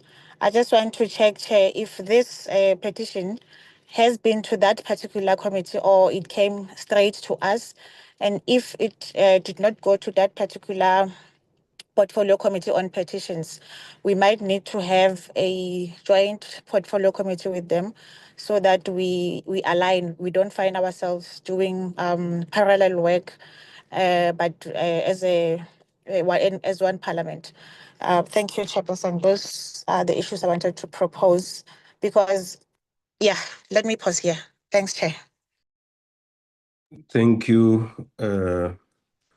Honorable Sene. Honorable Ntangweni. No, thank you, Chair. Good morning to you, other honorable members, the presenters and staff members. Let me first thank the presenters for the presentations.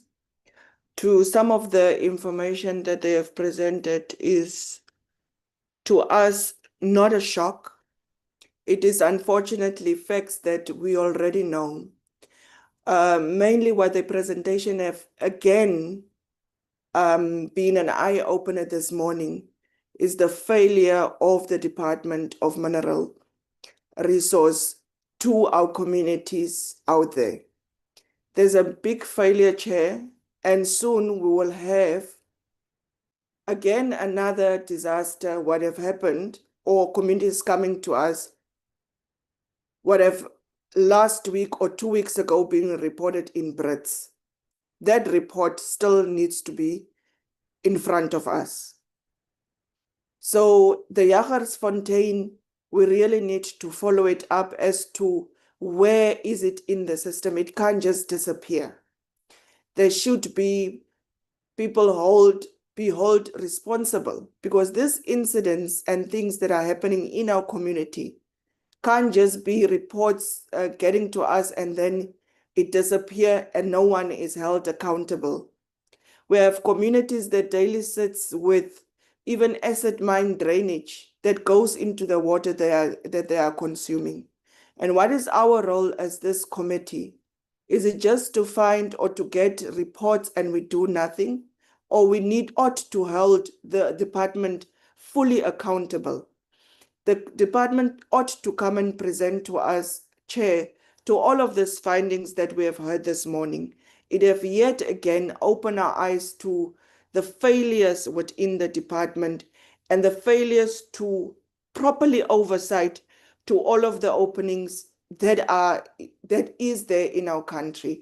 And this can't just continue and be business as usual. And our communities are faced with this dire conditions, even to the extent that some are left homeless. What is our role as Parliament in these instances? that we as legislators to enforce that communities shouldn't be left destitute and homeless in the search of these mining houses, just coming to rape our minerals and leave the country unabated and no accountability. We can't continue stating as well that these mines are ownerless. They are not ownerless. They had owners, and we ought to find these owners, and they ought to come back and seal these open shafts. To continue stating that they are ownerless is just yet again putting a stamp that anyone can come into our country, rape our mineral resources, get out, and then just leave communities like that without closing or doing any environmental liability in those areas. So I think the department ought to give us a full account, Chairperson, even to what have happened in Jagersfontein and to some extent even in Brits and all of the other areas where our communities have been left destitute by these mining houses. Thank you so much. Thank you, Honorable Ntlangwini. Honorable Mufokeng. Thank you, Chairperson, and good afternoon, honorable members, representatives from the department, parliament staff, and MACUA team. Chairperson, we appreciate and welcome the presentation made by MACUA and the issues that have been brought before this committee today. My first clarity-seeking question, Chair, is on the issue of asset transfer, where a concern was raised about the transfer of an Anglo asset. I'm interested to know what were the conditions attached to that transfer. And what I mean here, Chairperson, is that when Anglo asset was transferred from one entity to another, were there specific conditions or obligations attached for that transfer? And then my second and last question, Chair, is whereby MACUA has presented a connection between mine abandonment, unemployment, exclusion from lawful ASM pathways, and the criminalization of informal mining. I would like to know from their evidence, where do they believe the greatest intervention is required? Is it in mining rehabilitation, creating legal ASM opportunities, improving regulation, or changing the state's enforcement approach? Thank you, Chairperson. Thank you, Honorable Mufokeng. Honorable Ntlangwini, can you lower your hand as well as Honorable Mufokeng so that I'm aware if you raise again? Honorable Hassan. Thanks very much, Chair. And let's also join members in appreciating the extensive and very comprehensive presentation that MACUA and the team have put forward. We've known about some of these issues for some time, but I think it's really just colored in the lines of the nature, but also the level of intensity that we are facing in this country. So that's the first thing. I want to lift a few points over and above what other members have also raised. The first is around the differentiation between artisanal mining and what and I'm glad there's acknowledgement of this, of the illegal mining syndicate. And that's organized crime, right? And that definition. And I think that's something where, Chairperson, we can really play a very big role because that is also a policy issue.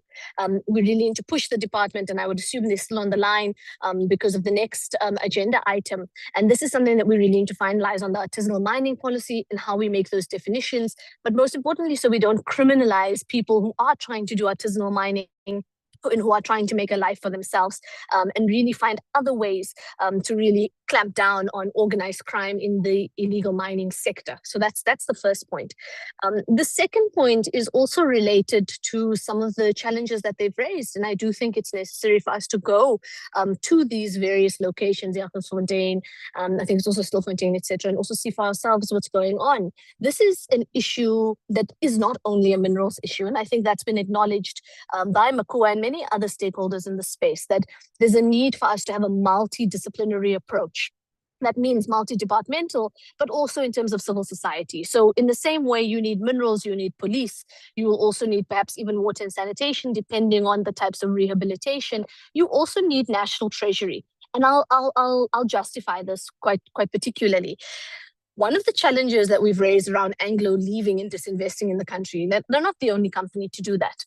But part of the problem is that for you to fully do that, there's work you need to do with the Reserve Bank, and there's work you need to do with Treasury for you to really move all of your assets and move all of the money out. And in as much as we can point fingers at different organizations, including the private sector, we also need to hold National Treasury to account in this way, because they've allowed and facilitated the process of exit. Now, I'm not saying you can prevent exit entirely, but you can make it very difficult, and you can force certain things before they disinvest, one of which is rehabilitation, fully implemented, the shutting down and closure of those mines properly, not just in a makeshift manner, but also it means that we can force some certain part of reinvestment in the country before they leave. So if they want to leave, we need to ensure all of their SLPs have been fully met. We need to ensure that that school they said they're going to build, that mine that they're going to close and rehabilitate, etc., etc., etc. And I think that's where we can really close a big gap, so that you make it about the bottom line. It's not just about the moral argument. I don't think any big business or any big company cares, unfortunately, about the moral argument. That's very important to all of us on this meeting, but it doesn't matter to the people who are making those decisions. It's always about the bottom line. But if we make it hard for them to move the money, it means they're going to do it out of obligation. And I think that's where we need to be. So just a few of those points, Chair, but it's really been eye-opening and very helpful. And really, we do appreciate MACUA taking the time to go into this level of depth and really paint the picture for us so that we can also go ourselves, but also where we can highlight what's the policy issue, what's a legislative issue, what's an executive issue, what's a national treasury, etc., etc. But again, multidisciplinary approach, and that's how we're going to solve this, or at least move the marker forward. Thank you, Chair. Thank you, Honorable Hassan. Mr. Routledge, in not more than 10 minutes, can you attempt to deal with the clarity-seeking questions from the members before I come in and propose a way forward?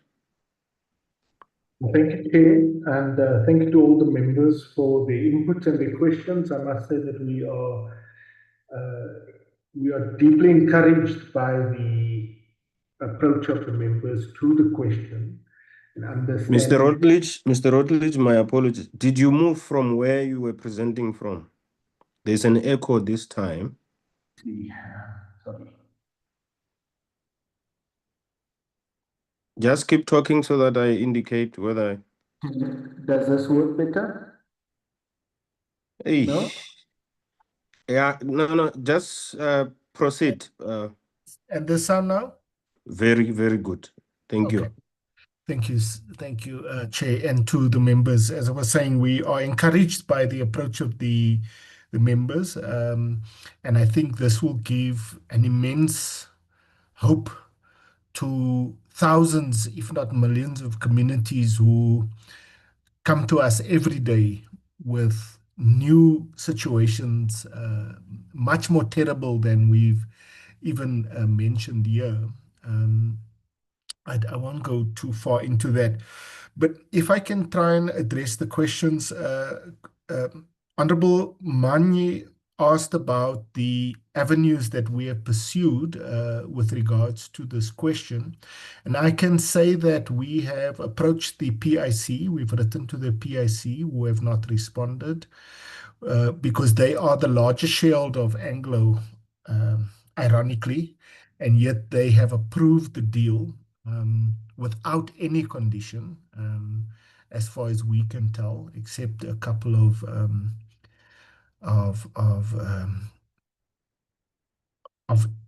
over the top kind of efforts to show that they are doing something, but nothing has really been done. So we have written to the PIC, we have written to Scopa of Parliament. They have not responded. We have written to DIRCO, who are based in Canada, and we've asked them to engage us on that issue. They have not responded. We have engaged with the Competition Commission, who have been absolutely forthcoming and have explained to us the difficulties that they themselves have encountered with this particular question, and the fact that they are left with really no powers to take it further. But we have started a discussion with them with regards to looking at the at the Valterra unbundling, the Anglo-American Platinum unbundling, and to see where that goes, because we have also just been advised that they plan now to close the Twickenham mine, leaving that community who has been struggling desperately for many years around that mine that has been on care and maintenance. And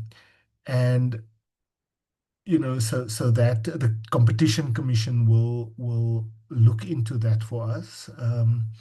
And then we have written to Parliament in as a last resort.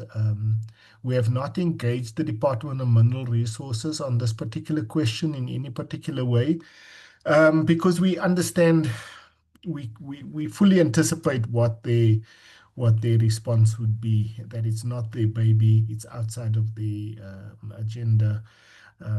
But no, we haven't really engaged them on that. We have been engaging them around much more critical issues in terms of the MPRDA and its passage through the system without much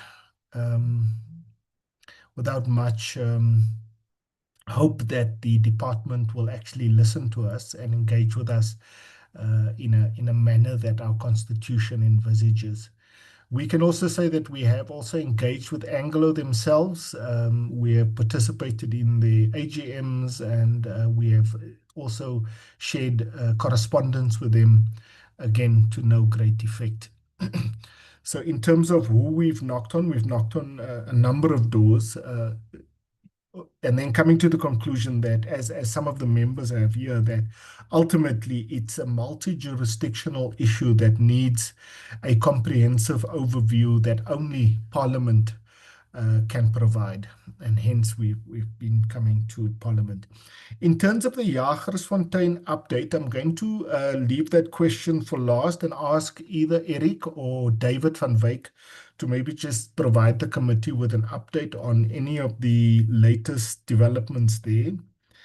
I think my response so far has answered Honorable Mhlongo as well with regards to have we engaged the DMPR re-Anglo, and there has been no productive engagements in that regard.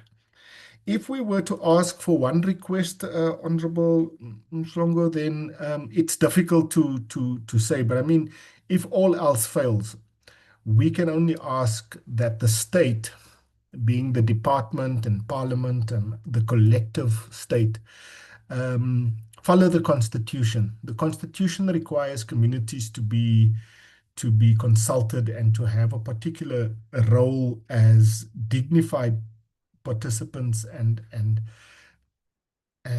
role players in the sector. That has not been forthcoming. In fact, the department is moving in the opposite direction, further excluding communities and further narrowing the opportunities for communities to participate. And if we had been left with one thing, I would suggest that at least follow the Constitution at the very least. We also are of the view that ultimately solutions are not just black or white. It's not just either or. It has to be multiple issues that are addressed. And so while we would hope that at least one of these things would be able to manifest, ultimately we would need to deal with them all in the course of time.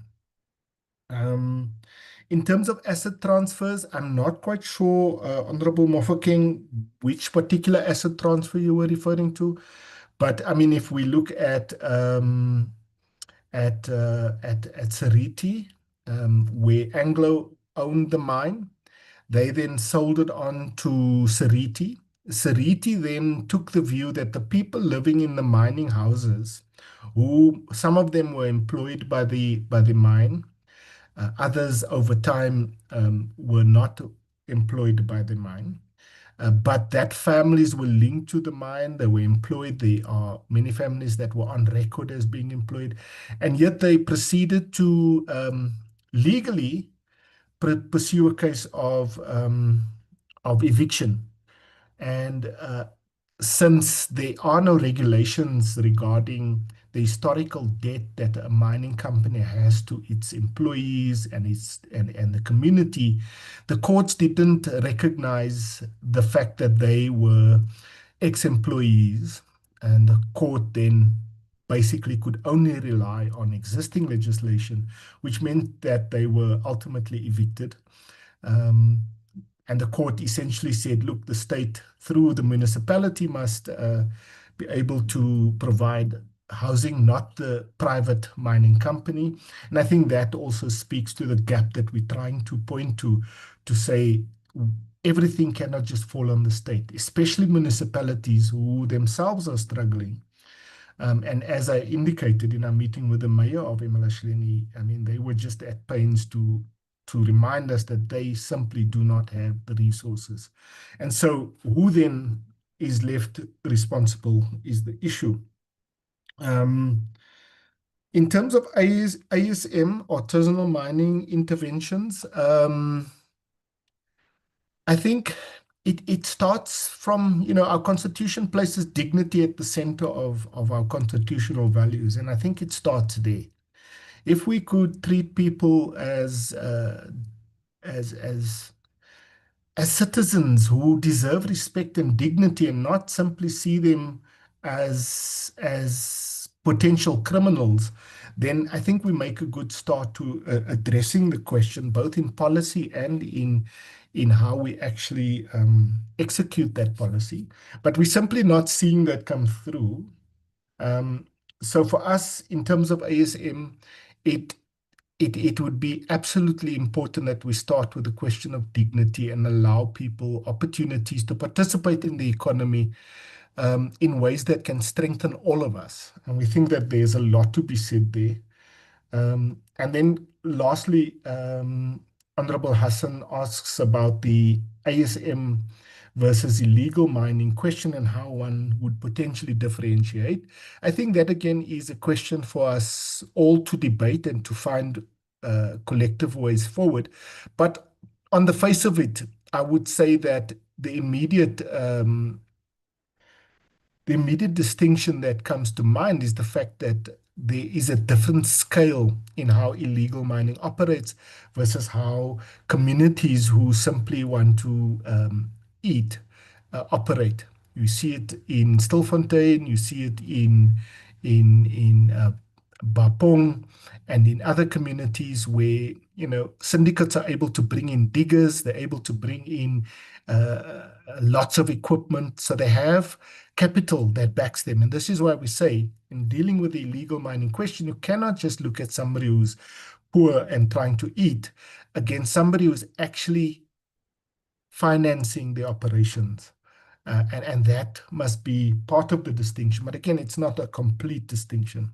So I think I have answered all of the questions, or at least responded to them as best I can. I want to ask Eric or David, are you able to provide us with a closing comment on where we are with Jagersfontein?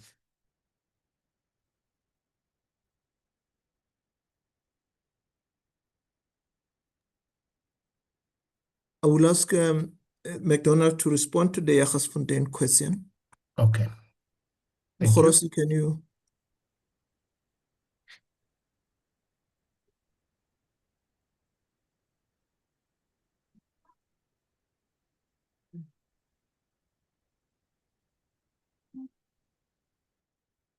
He might not be here anymore.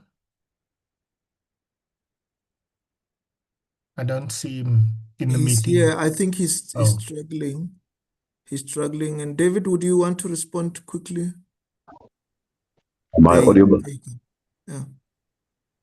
Okay, no, thank you for the opportunity.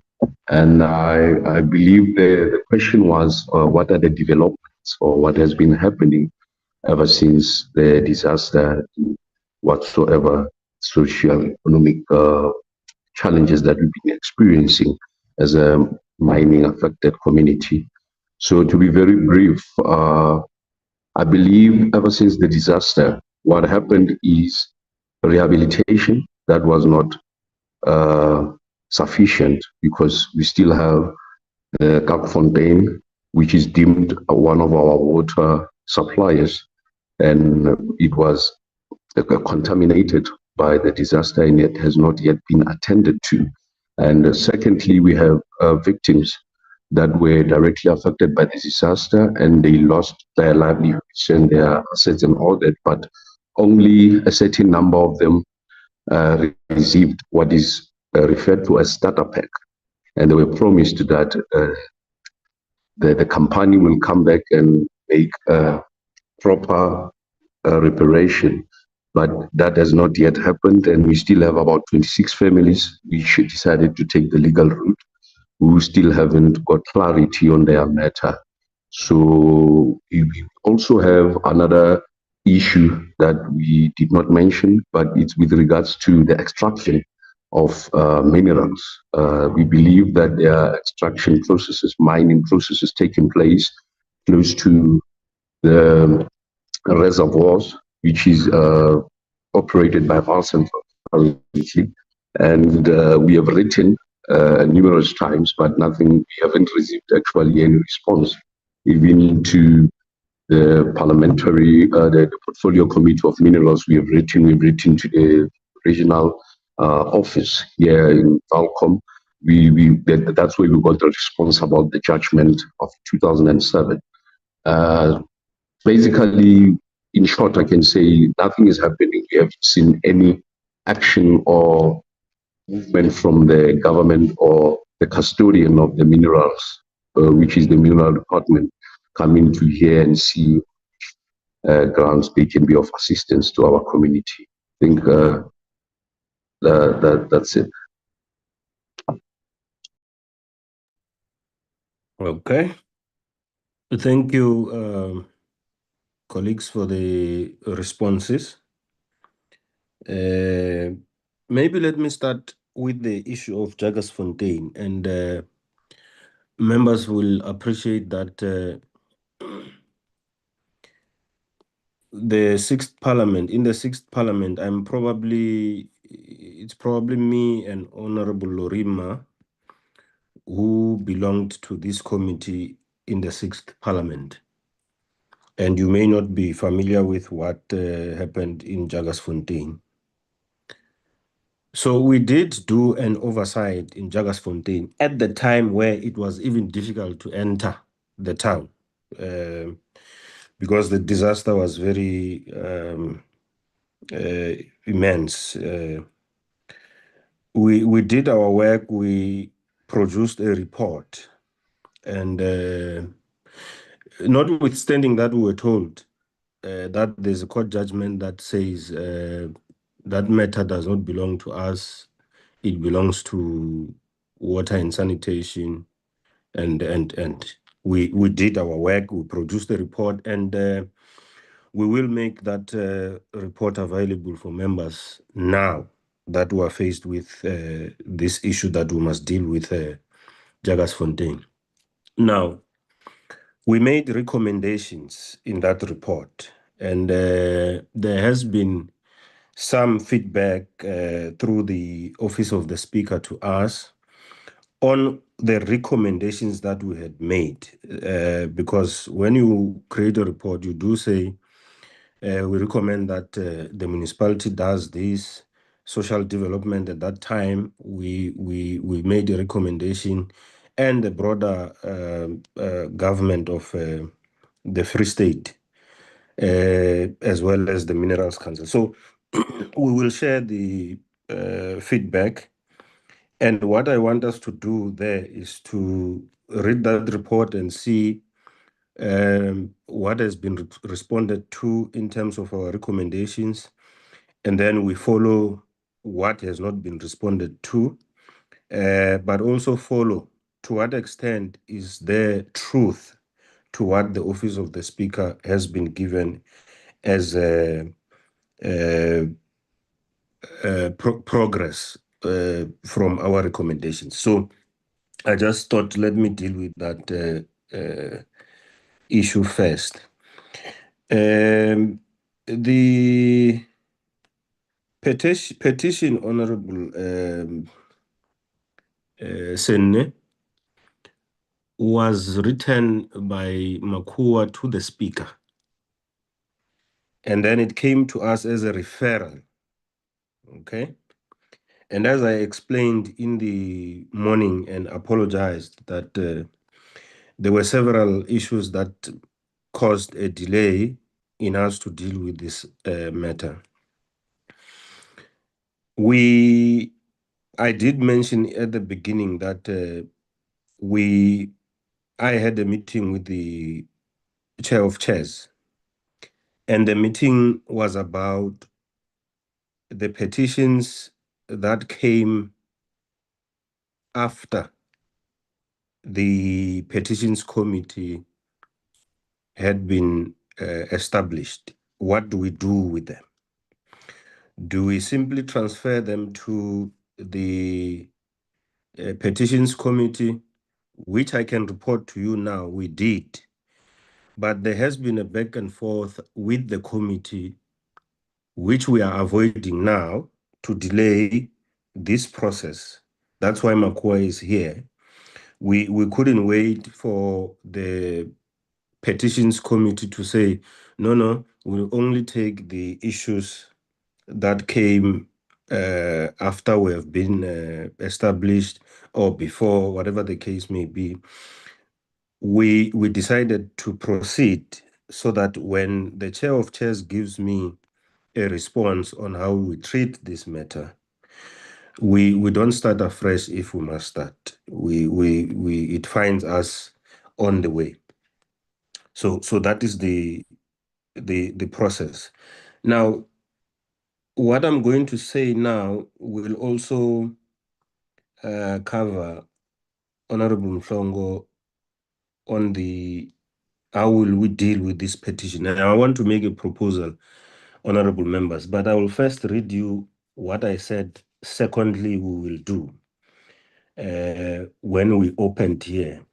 I said where the committee determines that there is a need to obtain responses from relevant institutions or persons, those institutions or persons will be invited to appear before the committee and respond to the issues raised in the petition.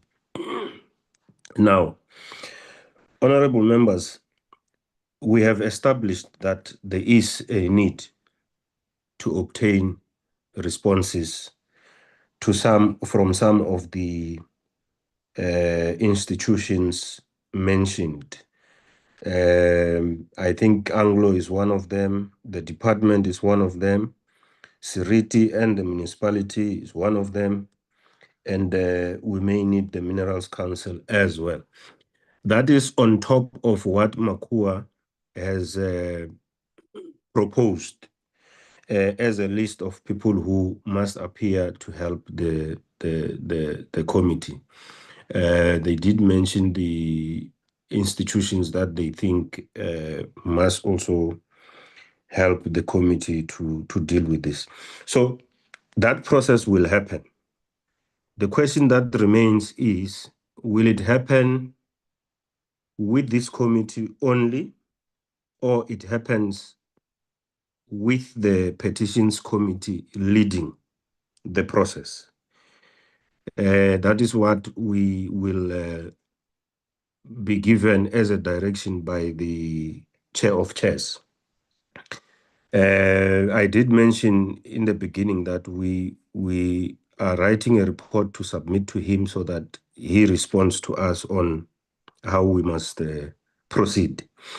If he says we deal with it as a committee, that's what's going to happen. We will devise a program that will deal with the matter up until its conclusion.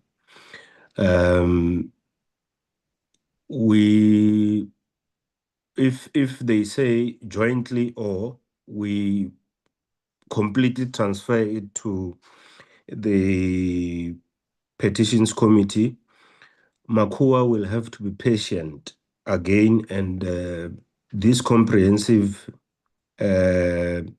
presentation be taken to the other committee.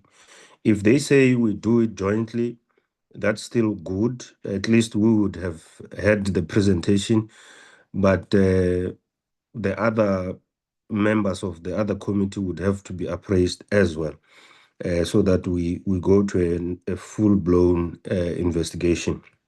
Will that work? And the department, when the department comes, because I have been listening, there is a need for the department to respond to us.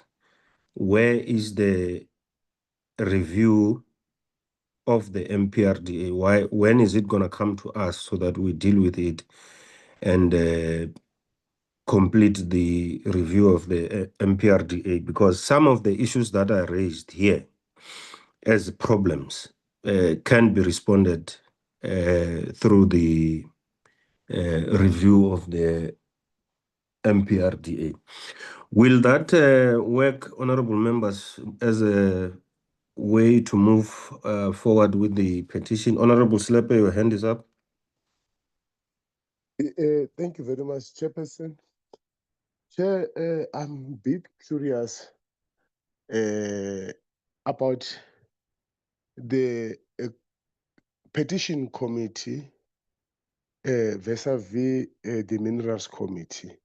Chairperson, I don't know, maybe you'll assist. The formation of the petition committee, I don't know what are the terms of reference with regards to the issues that are solely belong to a certain committee. For instance, the MACUA has petitions the issues that are directed to the minerals committee. And when you look back, as you did mention that on the sixth administration, some of the issues that are petitioned now, you dealt with in the previous. And then if it's directed to them without being submitted to the current administration, then the contradiction will be so much in such a point that they will start everything afresh, only to find that there's a report that was presented before the parliament and adopted with the recommendations that are made on that particular term. Then I'm checking, Chairperson, whether the point of reference can they maybe made available to you so that we can see whether we're not going to clash at some point with this petition committee? What are the specific things that are doing? Because the petition, yes, is a petition committee, but there's a lot dealing with, like we are having the department that we are holding accountable of is the Department of Mineral and Petroleum Resources. And then for them, as a petition committee, who is the specific department that they are holding to account? Whether are they going to do that to the Department of Mineral if the issues of mining coming to their committee? I'm just going to get a clarity, Chairperson, on that one. Thank you. Thank you, Honorable Slepe. That is part of the guidance we need from the speaker when they respond with the chair of chairs. But let me give you a background of why the Petitions Committee was formed. The Petitions Committee was formed precisely because members of the public have a right to sought relief from Parliament. And they have been doing so sometimes while the committee, the main committee, like ours, is busy with its work. But you can't say because we are busy with our work and committed already the budget, we can't deal with this committee. So the formation of that committee was to relieve National Assembly committees not to digress from what they are faced with and deal with other things that come as urgent matters.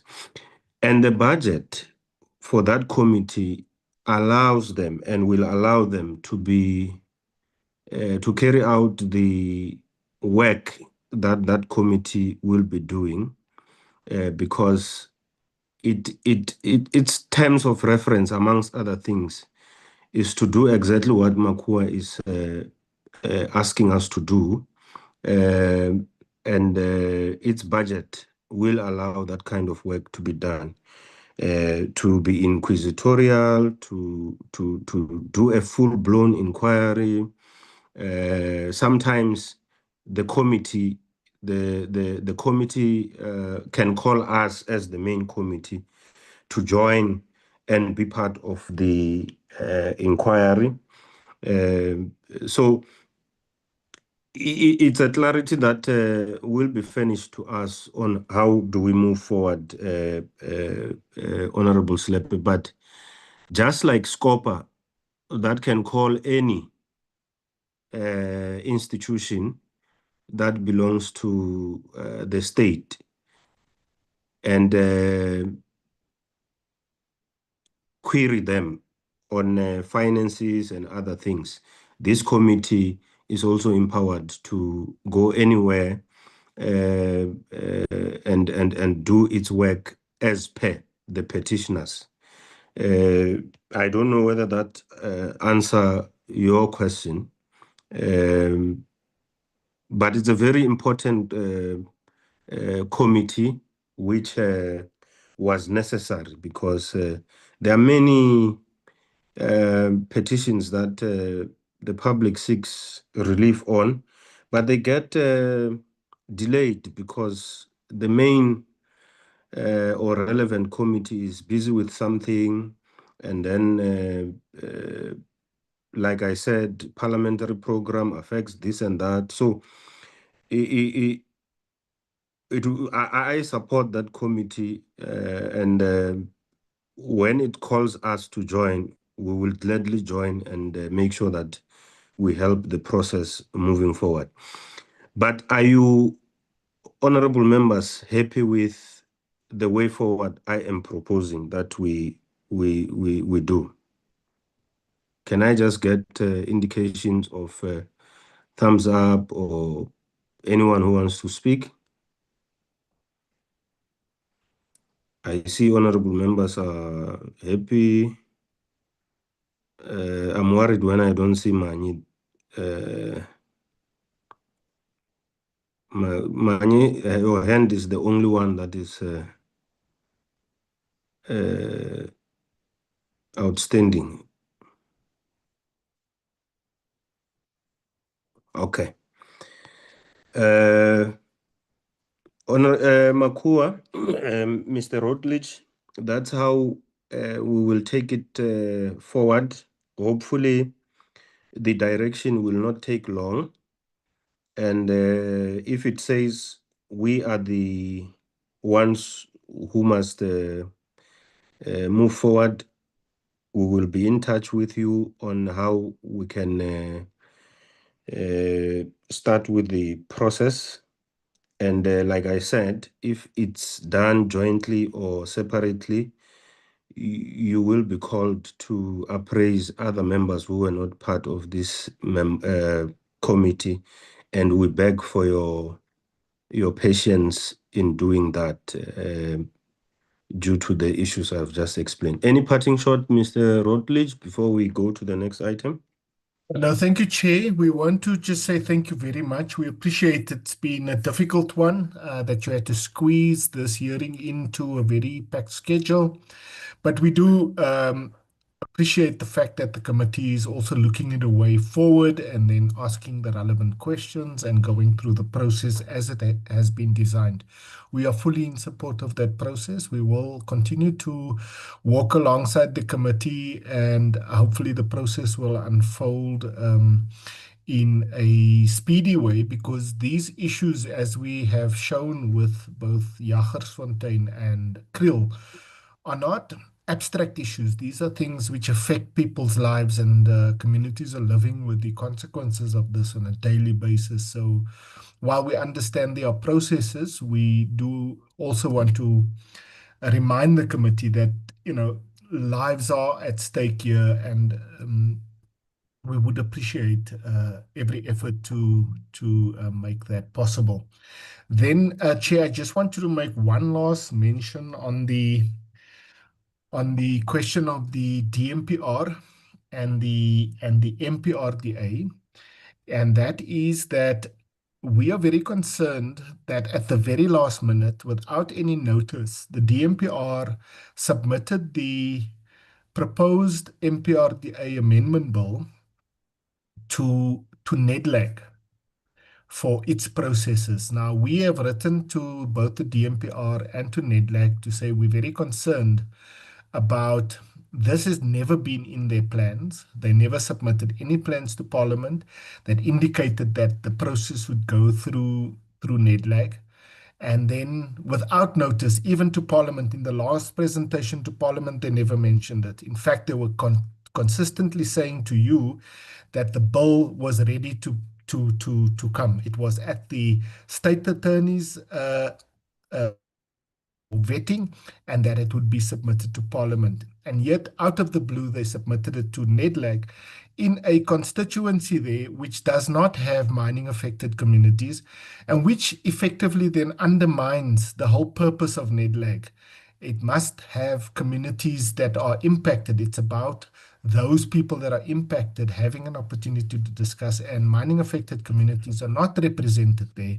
And we've engaged NEDLAC on this. They themselves are at a loss and have come to us to ask for our inputs, well, at least in an informal way, and we haven't yet reached any resolution on that. So I wanted to just bring that to the attention of Parliament, that seems to have been really questionable why and how it ended up at NEDLAC in the way that it did. But otherwise, Chair, we are very grateful for the time. Thank you so much. Thank you, Mr. Rutledge. I must just mention that when the processes that government follow when they do public hearings, we normally are not really involved. We can only assure you that you do know that when the MPRDA comes to us, we will advertise it properly, and we will do public hearings, and I do know that you will be part of those public hearings through your members all over the country. We have seen you attending our public hearings. You will be given opportunities to say whatever you want to say. Over and above that, you can make oral submissions. You can, we will give you an opportunity to participate in the MPRDA renewal. Thank you very much. Colleagues, you are now released. We want to go to the next item. This is not to say you are not allowed to stay. I'm just saying you are not compelled to be in the meeting. Still, the meeting is open for the public, but you must not feel that we will get offended that you left the meeting. Thank you very much, much appreciated. Honorable members, we'll now move to the next agenda item, which is the response. Do you want to say something, Honorable Slep? I see you have unmuted.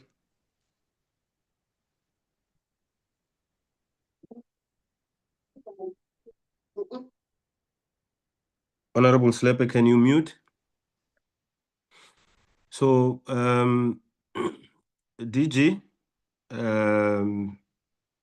we have asked you to respond to the letter written by Honorable Manyi, raising some concerns. Over to you.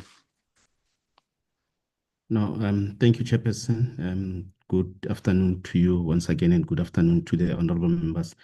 Chair, the way we have decided to deal with the issue, Chair, is to deal with it in three parts. I've brought with me to this meeting the DDG, responsible for mineral regulation, where the bulk of the work in terms of processing applications before they are recommended to me or to the minister takes place. He will focus, Chair, what we decided to do is also not to try and respond line by line to the points that were made in the letter, but to provide the facts as they sit in the department. And I think the members will be able then to obviously look at the issues that have been raised. And if there are questions, we can then provide clarity in relation to those questions. So DDG Makobela will deal with that part first in terms of the processing of the renewal. And then I've also invited Mr. Peter Alberts, who is the Chief Director Legal in the department, who basically, when there is a need or when there are legal interactions, I normally refer them to legal, and in most instances they deal with them and either respond directly or obviously through me. He will deal with our understanding of the legal issues related to the area concerned. And Chair, I will then come back at the end and I will address the specific issues that were raised pertaining to, I think the main issue that was raised was that I interfered with, there's allegations that I may have interfered with the process, Chair, and a process that I'm supposedly delegated to approve or disapprove after I had applied myself. So Chair, at that point in time, I'll go into some details, including the interactions between me and the author of the letter to the committee. Chair, with your permission, I'm going to request that I allow DDG Makobela to come in straight after that, followed by Mr. Peter Alberts, and then I will come in at the end. Mr. Makobela.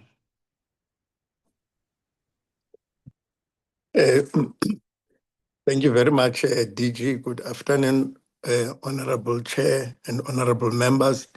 Let me first start by apologizing for my voice. I'm recovering from flu, but I'll try and speak as loud as I can.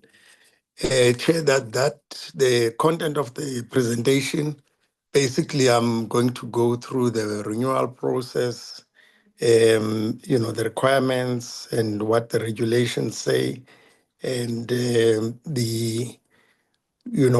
the submission of the renewal, and then the chronology of events and the environmental authorization and the current status.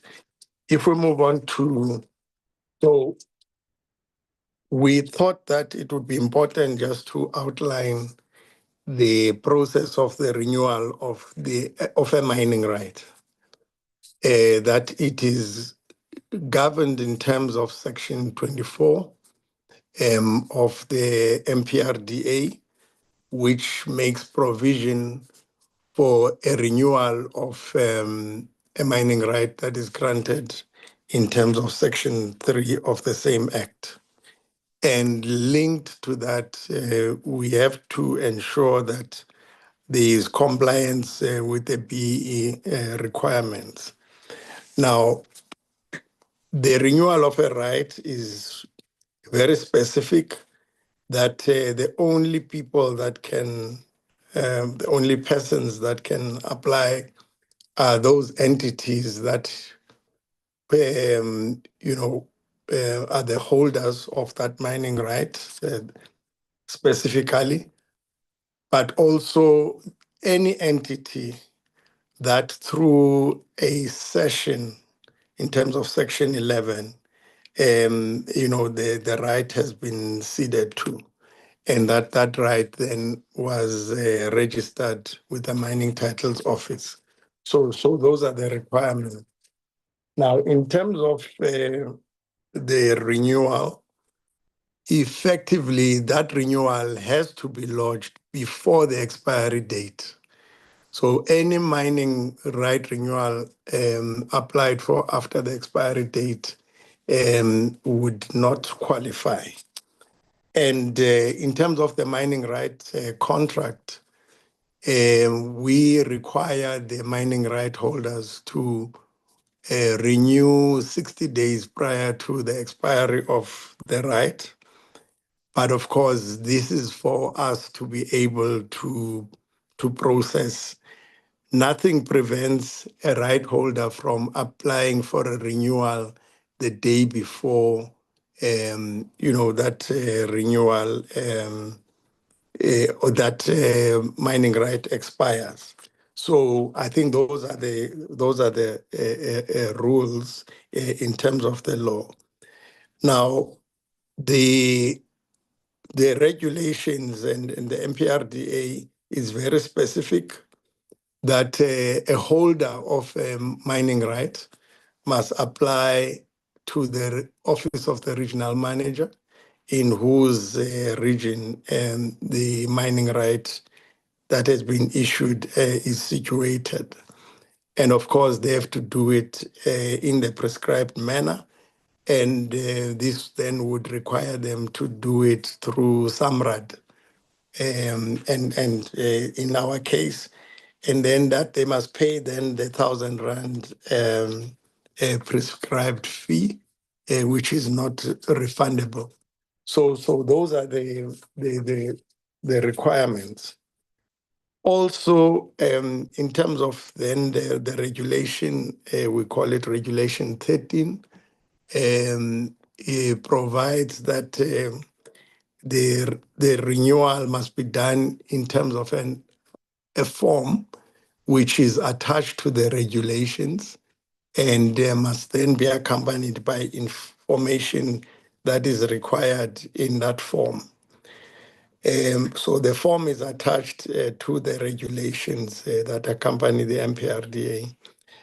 Furthermore, they must state the reasons for which renewal is required. And, there must be also a report which reflects the extent of compliance with the conditions of the environmental authorization, which would have been issued when the right was first applied for. And then they must also include a detailed work program for the renewal period. Now, when we evaluate the submission for whether a company has complied or not, we look at certain issues. One, the submissions that have been done by the holder.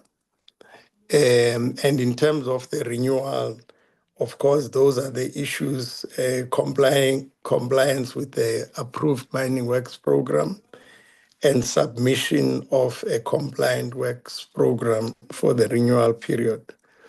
We also, in the record, there must be compliance with environmental authorization.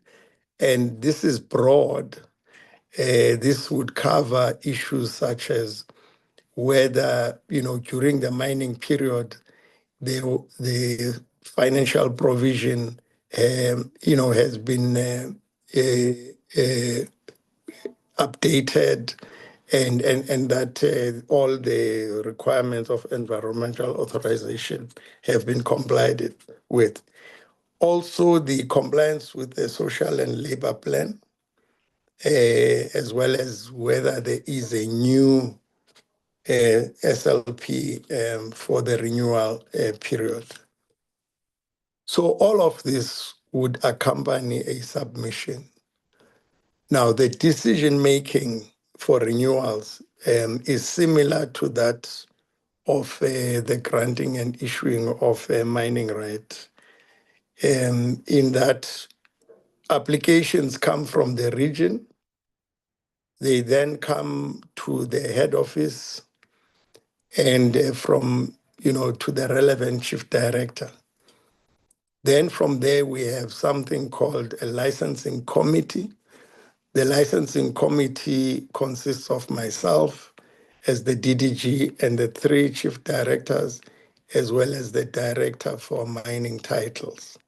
So for each application, we basically would have to, as the 5 of us, look at whether all the information is there.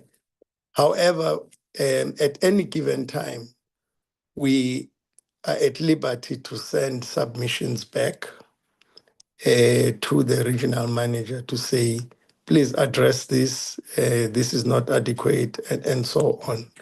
Now, equally, throughout the approval chain, it has happened many times that we, or not many times, but from time to time that we miss something, and then there's clarification that is required in the decision making process. So that's how we basically the process works. Now, in as far as this particular application is concerned, and I must say that we have never discussed an application that is still in process before, because that can also prejudice one or the other of the parties. But in this case, we've had to come with a record. So Bomanyana Chrome mining rights, that's BMC, was granted 12 October 2007.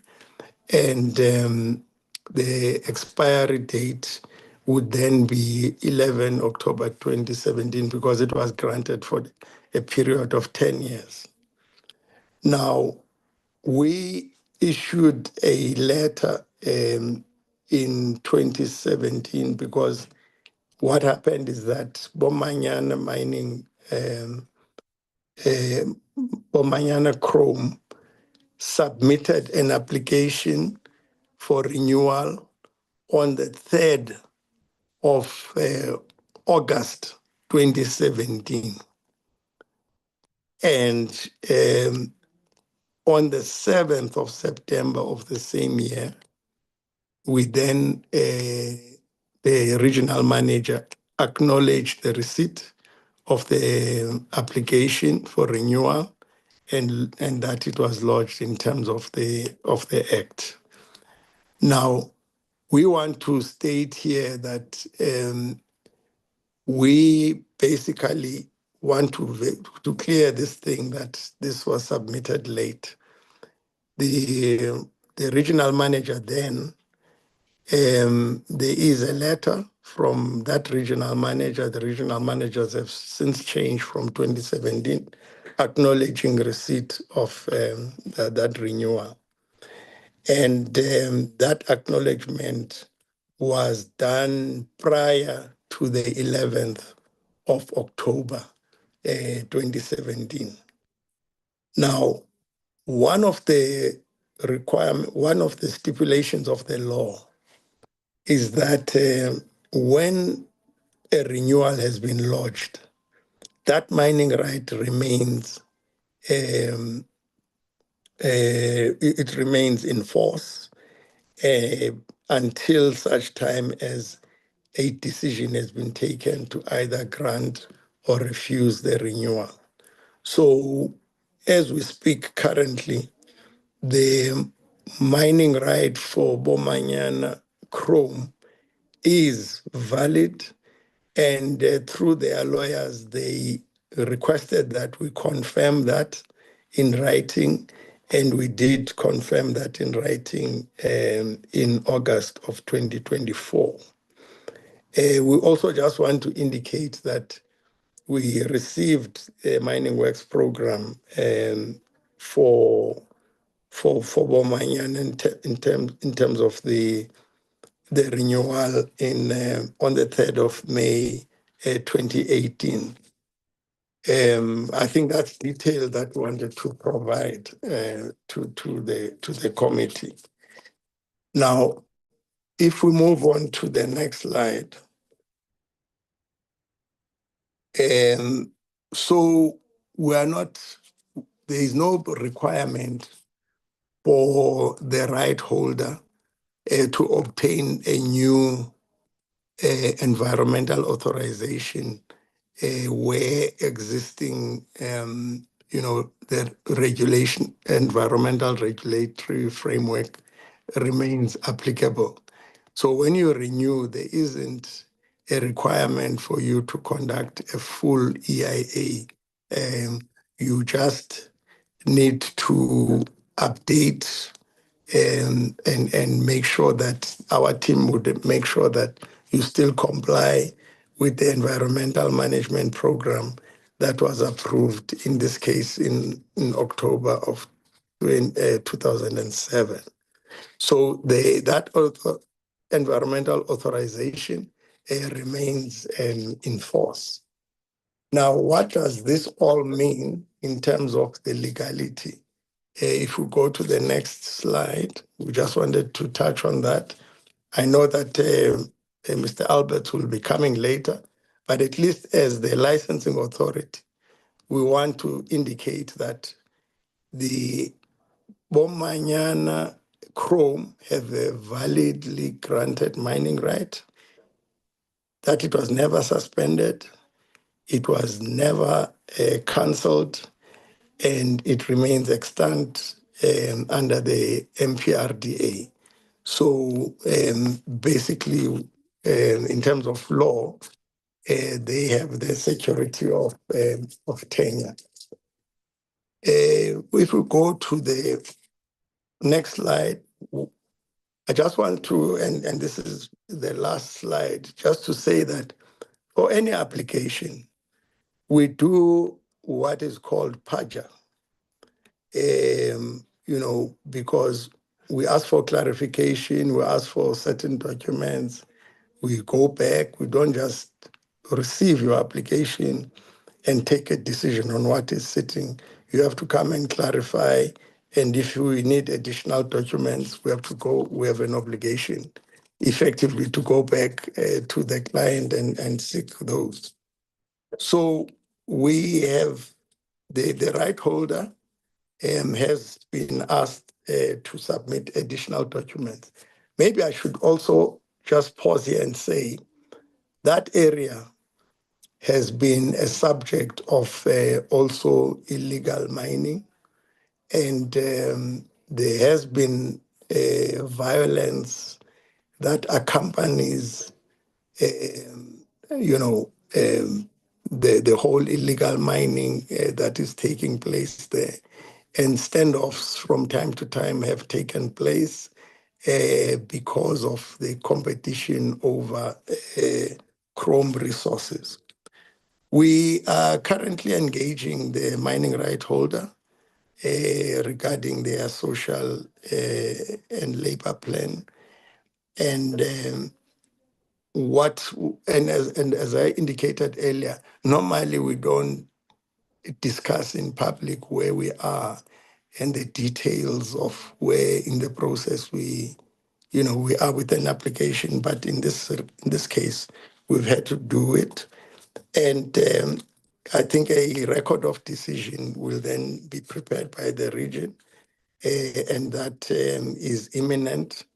And it will then inform the recommendation that will be made to the licensing committee. We're not there yet. We don't know what the region is going to recommend.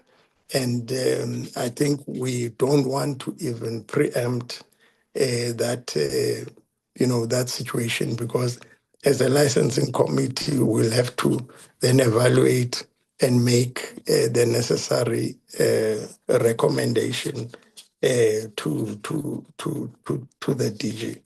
So I think we would want to end it here, Chair. And then DG, with your permission, I'd like to pause here. Thank you. No, thanks, Dr. Makobel. Mr. Albert.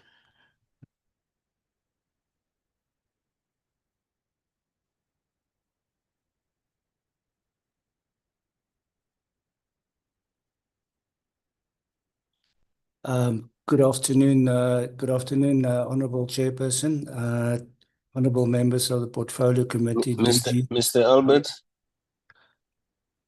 Albert, good afternoon. I have never seen you, and you play a very important role in the department. Are you in a position to flight your video just for a moment and then disappear?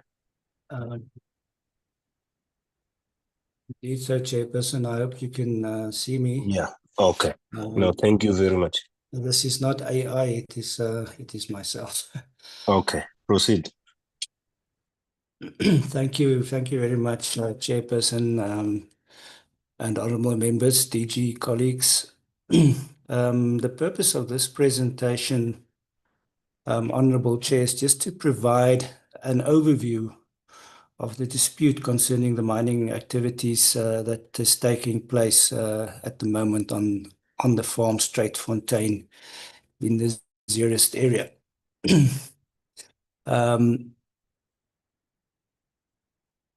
You will note that the dispute has generated extensive litigation, court orders, internal appeals, correspondence between the parties. And as DG has indicated, once matters of this nature reaches the department, it is referred to legal services to either deal with the appeals, correspondence, or if there's litigation, do that through the Office of the State Attorney. Therefore, Chairperson, the presentation will focus specifically on the department's role and the department's participation in this process. So you'll see from this slide that we will cover basically 5 topics. Firstly, to provide context regarding the underlying dispute between the parties. Secondly, also to summarize the litigation history and the chronology. Thirdly, to provide an update on the internal appeals that have been lodged with the department. Then also we'll just explain briefly the correspondence exchanged between the parties and directed to the department in particular. And lastly, Chair, we'll set out the department's current legal position and standing in relation to this matter. If you can then move on to the next slide, which is the background. Chair, at the center of the dispute is of course the remaining extent of the farm Straitfontein and also portion 1. The principal parties are of course Bumanyama traditional community who claims ownership of the land and the property, and then of course Bumanyana Chrome BMC, which relies on chrome mining rights as DDG Mankubela has explained, and of course also the renewal of that right. On the other side, we have MNTK Enterprises and associated entities which are listed there, who are holders of a prospecting right, MNTK in particular, and then there's also various mining permits issued on the property. The rights in issue then basically is in relation to chrome mining rights relied upon by Bumanyama Chrome, prospecting rights, a prospecting right held by MNTK, and then the permits as I've indicated before. So although the dispute originated as a disagreement concerning rights and permits, it has now evolved into a broader dispute involving allegations of unlawful chrome mining and overlapping rights. If we can then move on to the next slide, which is DMPR's role in this dispute. It is important to note that when we get especially to the litigation side of it, that the department is not primarily the party involved in dispute. The department is essentially involved in 3 capacities. Firstly, the department, of course, is a regulator responsible for administering and overseeing rights and permits granted under the MPRDA. We are, of course, the appeal authority. In this instance, it will be primarily the minister who will decide some of these appeals between the parties. Of course, thirdly, as a litigant, we are cited as respondent. The DG and Minister are cited as respondent in the litigation. So we will obviously observe court orders being granted in this matter, although we are not actively participating in what is essentially a private dispute. Our interest is therefore limited to administration of the rights, processing of internal appeals, and compliance with court orders where they are requiring our compliance. Chair, if I can then move on to the next slide. Now, this is a very brief summary of the litigation as it played itself out in the last 2 years, basically from 2025 onward. The first significant matter is, as you will see, the case 3205 of 25, and that was in the Mahikeng High Court, where the court interdicted unlawful mining activities and importantly directed the department to appoint an inspector or surveyor to monitor mining activities on the particular area and also compliance. So this was the first and the only order that actually imposed specific obligations directly on the department.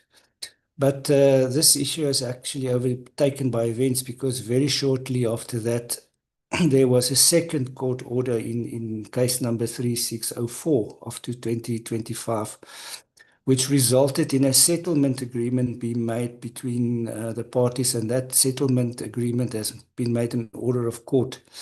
Now, this agreement effectively confined mining activities to identified and surveyed areas. The court ordered, and it was made by agreement between the parties, that surveyors would go out and they would survey the area and then identify where there's overlaps and where there could be, where mining could actually be undertaken.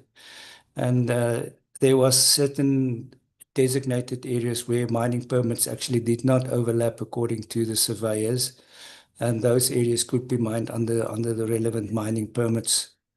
In the third matter, the parties were, however, still in disagreement, despite the agreement. In the Pretoria High Court, into case number, what is it, 178337, that was also in 2025. A final interdict was granted by the court, and the court actually authorized SAPS and the sheriff to enforce this final interdict and the order by the court.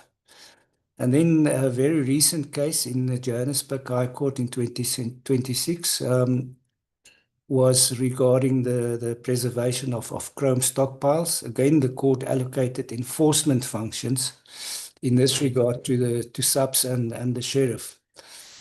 So, Chairperson and honourable members, the key point I think that what we need to make here is that in all these matters, in almost all these matters, the enforcement functions were actually allocated by the courts, and the orders were made by the courts and directed to the sheriff and to South African Police Services to enforce those court orders.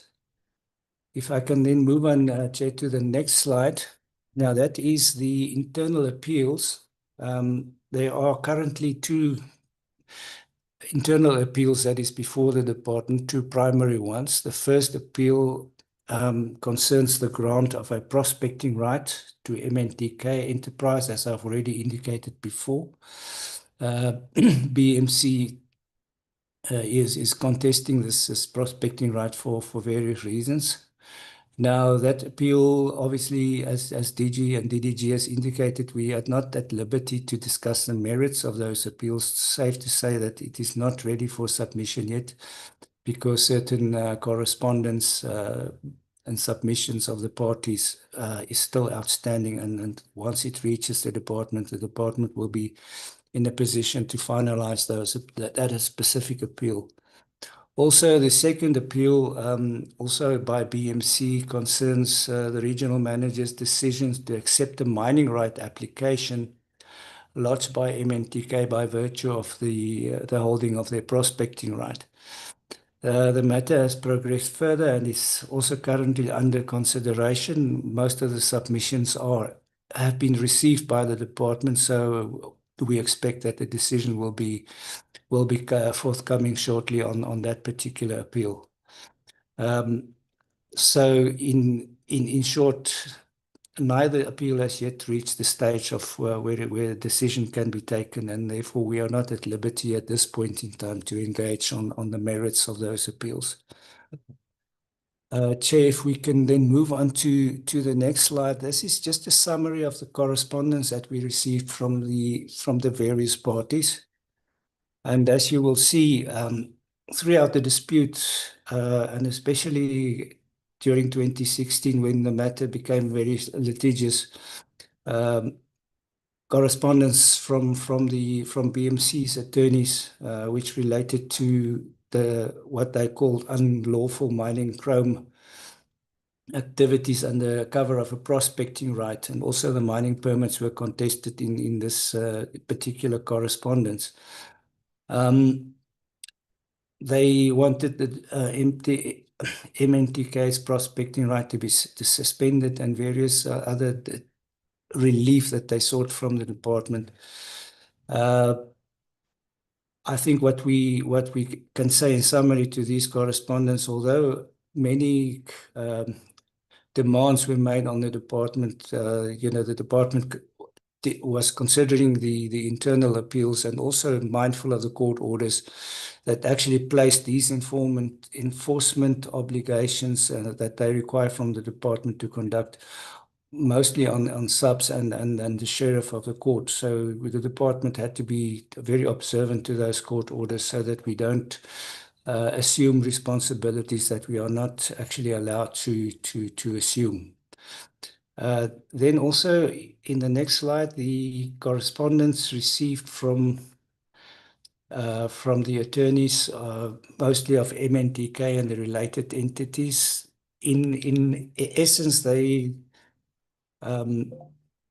presented their position, which is obviously quite different from the position of BMC's lawyers, in that they requested the department to look at, as DDG Matkobela has indicated, the fact that they alleged that the renewal was not applied for in time, and therefore the mining activities were unlawful.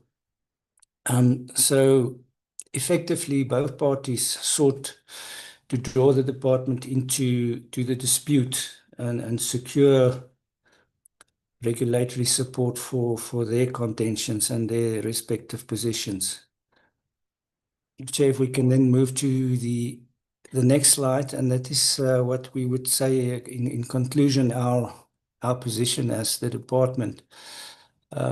We note the litigation history, the court orders, the correspondence, the internal appeals, and we remain of the position that we must remain within our statutory mandate. Our assessment is that the courts consistently allocated enforcement powers and obligations and implementation thereof of these interdicts to subs and the sheriff, and accordingly the department should continue to perform its regulatory functions under the MPRDA, continue processing the pending appeals, avoid assuming responsibilities allocated by the courts to other institutions. I think the key takeaway, Chairperson, is that while the department has been repeatedly asked to intervene by both sides, our legal responsibilities remain limited to our regulatory oversight, appeals, observing court orders, and the like. Chair, with that, I thank you very much for allowing us the opportunity to make the presentation, and I would hand back to the DG. Thank you, Chair. No, thank you, Mr. Alberts. Chair, I will then, maybe from my side, maybe let me start from the onset, and with my full rights, Chair, reserved. I understand the privileges that parliaments afford members, but it is my view that I think members must also not abuse those privileges and make untested allegations and all then come back and try and qualify them because they are trying to protect themselves. Chair, I think from my side, I would like to state on record that I have no financial relationship with representatives of BMC, including the SEC's legal representative, as stated by Mr. Manyi in his letter. I also want to further confirm that I do not even personally know the legal representative, except based on the correspondence that was coming to the department that Mr. Alberts referred to, Chair. And maybe going into the issue at hand, Chair, I want to address two things: my interaction with the work that DDG Makubela dealt with, as well as my actually extensive interaction with Mr. Manyi, Chair. And while I do that, Chair, I think at the end I'm going to ask that in the same way that I stood here and I confirmed no relationship, I think the committee at some point may have to consider asking him to confirm the same in terms of whomever is supposedly the complainant that he is representing here. If there's any relationship and if there's equally any financial relationship between him and the said person.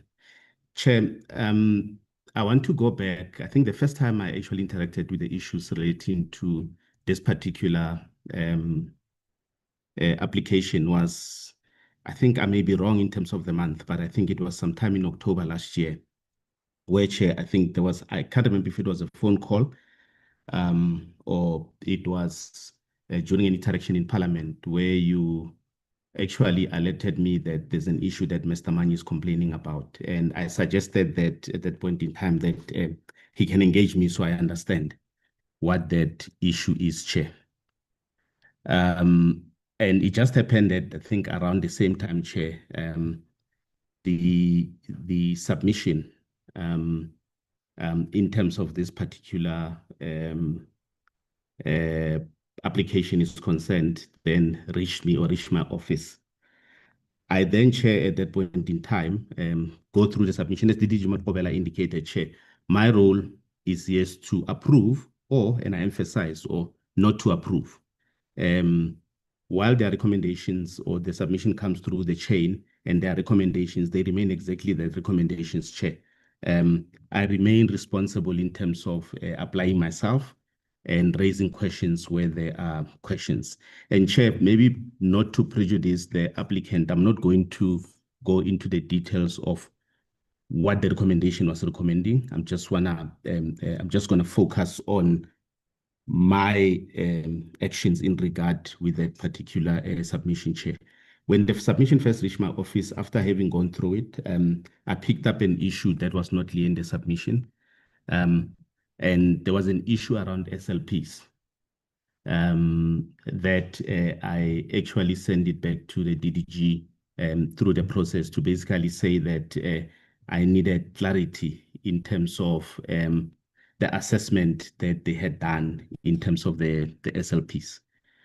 The submission came back, I think it's probably 2-3 months later. That was, I think, sometime late in December.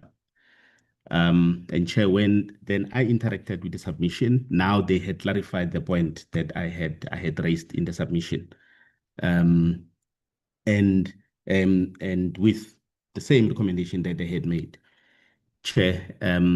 And I guess what I'm going to say might give away some information, but Chair, then when that submission came, there was one issue that was not clear to me, and the issue, it had to do with, it was an issue of the recommendation needed to deal with rehabilitation, and the submission was silent on rehabilitation, Chair. And I then sent the submission back, and I've not heard, obviously, from the team since I've sent the submission back for them to look at these issues associated with rehabilitation provisions related to rehabilitation, etc., etc. Chair. That's basically my interaction with the submission. On the basis that, Chair, my job is not only to get the recommendation, close my eyes and sign or put a stamp. I read, I apply myself, where there are questions, I raise questions. And Chair, this has happened with many submissions. This is not the only submission that I had turned back because I had questions in the way certain information was captured, Chair. And Chair, I do this because I understand that the role that I have, Chair, in the role that I occupy, we get a lot of requests for access to information. And I always say to the team in the department that once I sign, I take full responsibility. I cannot say it's the DG Maqubela, because then the question would be, when the submission got to me and I applied myself, what was my decision? You don't say what was the decision or the recommendation of the DDG or the team that reports to the DDG. So, Chair, that is the status in terms of my interaction with this particular work. Everything else happens in the branch and between the branch and the regional office. As I already indicated, in terms of legal issues, I receive tons and tons of legal letters. I'm not a lawyer myself. Whenever I receive them, I pass them on to Mr. Alberts and his team, and they will look at them and they will advise on the response. And as I've said, sometimes they will respond direct. Some other times they will then, through me, compile a proposed response. Again, I'll read that, and whatever I sign, it will be because it makes sense to me, not because somebody said I must sign, Chair. Chair, I want to go back to my interaction with Mr. Manyi, Chair. I think the interaction with Mr. Manyi on this particular matter, Chair, goes back, as I said, to I think sometime October or so last year. And Chair, when I could not really engage with the details of the issues that he was raising with this particular application, I then told him that probably DDG is best placed to engage him, because I don't have the details related to this. And he then asked, actually, I told him that I don't have the information because the information is sitting with the DDG. And Chair, everything that I'm going to be saying now, it's all in my phone. It's all in my phone. So I'm not saying something here that we spoke about and I don't have that record for. He then, at that point in time, asked if he can engage the DDG. And I said to him, I will ask the DDG if it's fine with me sharing his phone with you. I asked the DDG said it's fine. Chair, they then engaged, and the only feedback that I had from the DG was that he wanted him to meet the certain people that he wanted to meet. They met. I don't know what was the details of the discussion, Chair. And since that time, I then never had any conversation with the member until around December, when he started calling me, and I'll use the word nonstop, Chair, and I decided not to take his calls. And Chair, then he then sent me a text where he said to me,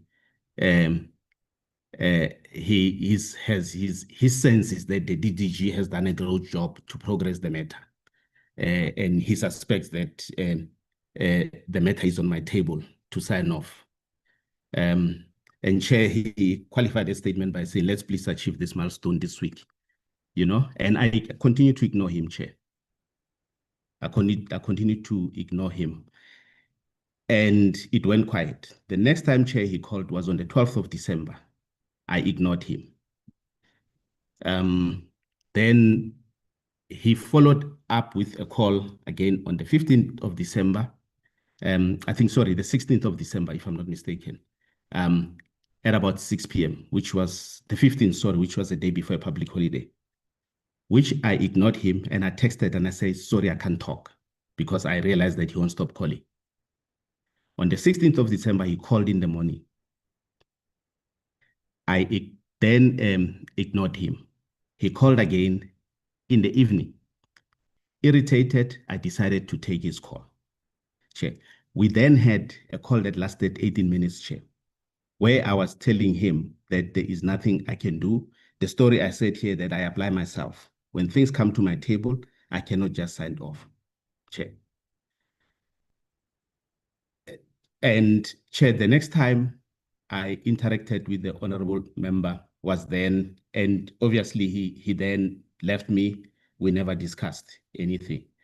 And I didn't hear from him until late in January when he wrote to the minister a letter, where in that letter, the letter was titled Concern Regarding Administrative Delays in the BMC Mining License Renewal Matter.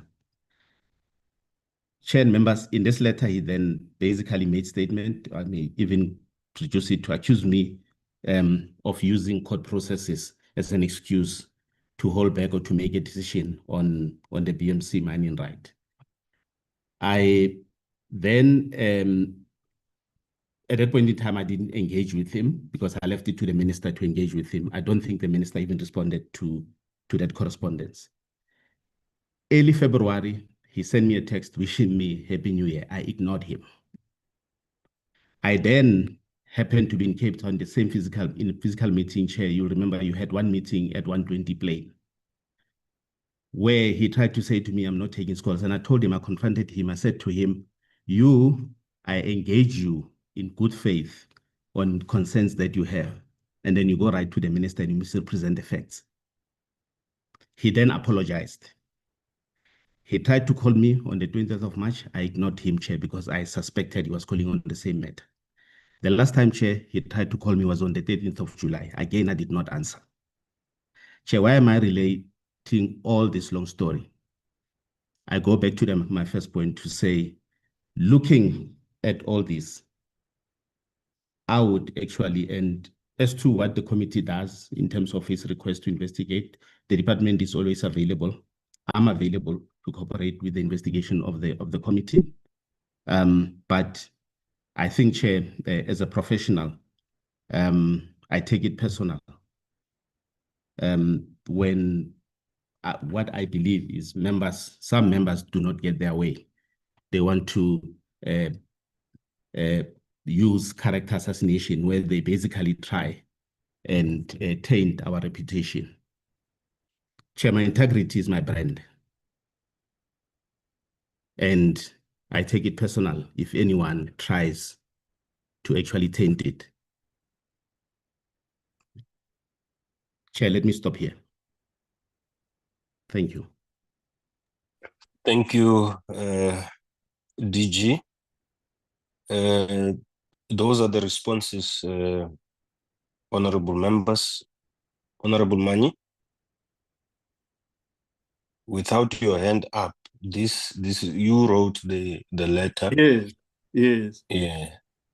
No, thank you very much, Chairperson. Yeah, thank you very much, Chairperson. And I'm going to, thank you for the responses and everything. And I must say, Chairperson, I must foreground this by saying none of what has been said today is dealing with the issue that I've raised in a manner that I've raised it. And I think it would have assisted the inquiry if the responses were line by line, as opposed to this generic response that one has just received. And I'll go through the issues very briefly, Chairperson. I think the Honorable Man, sorry. While you go line by line, so that we don't come back again. Now, I won't go to the letter itself, line by line. I'll I hear that. I just wanted you to cover the point the DG asked that you must confirm as well, whether you have any relationship with the complainant, financial or otherwise, in your I'll deal with response. all of those. I'll deal with all of those. Okay. All right. The first point I want to make, Chair, is that so that we don't misconstrue what we're dealing with here. I'm not here representing anybody necessarily. I am here to oversight the use of public power. That's what I'm here for. And if you go to the letter that I have written, that letter talks to the issue of the exercise of public power. And what I've heard here today has not dealt with the issue. It goes on to a lot was spent on everything else, but what the matter is all about, Chairperson. The first issue here talks to the issue of the renewal process. We were all aligned in terms of the expiry of the license, which is in 2017, October also, 2017. Now, the reason I needed those things line by line is that the department is not at liberty to do things. They have to do things in terms of the law, in terms of the regulations. Now, in terms of the renewal process, which they quote correctly, Section 24, that responds to this thing.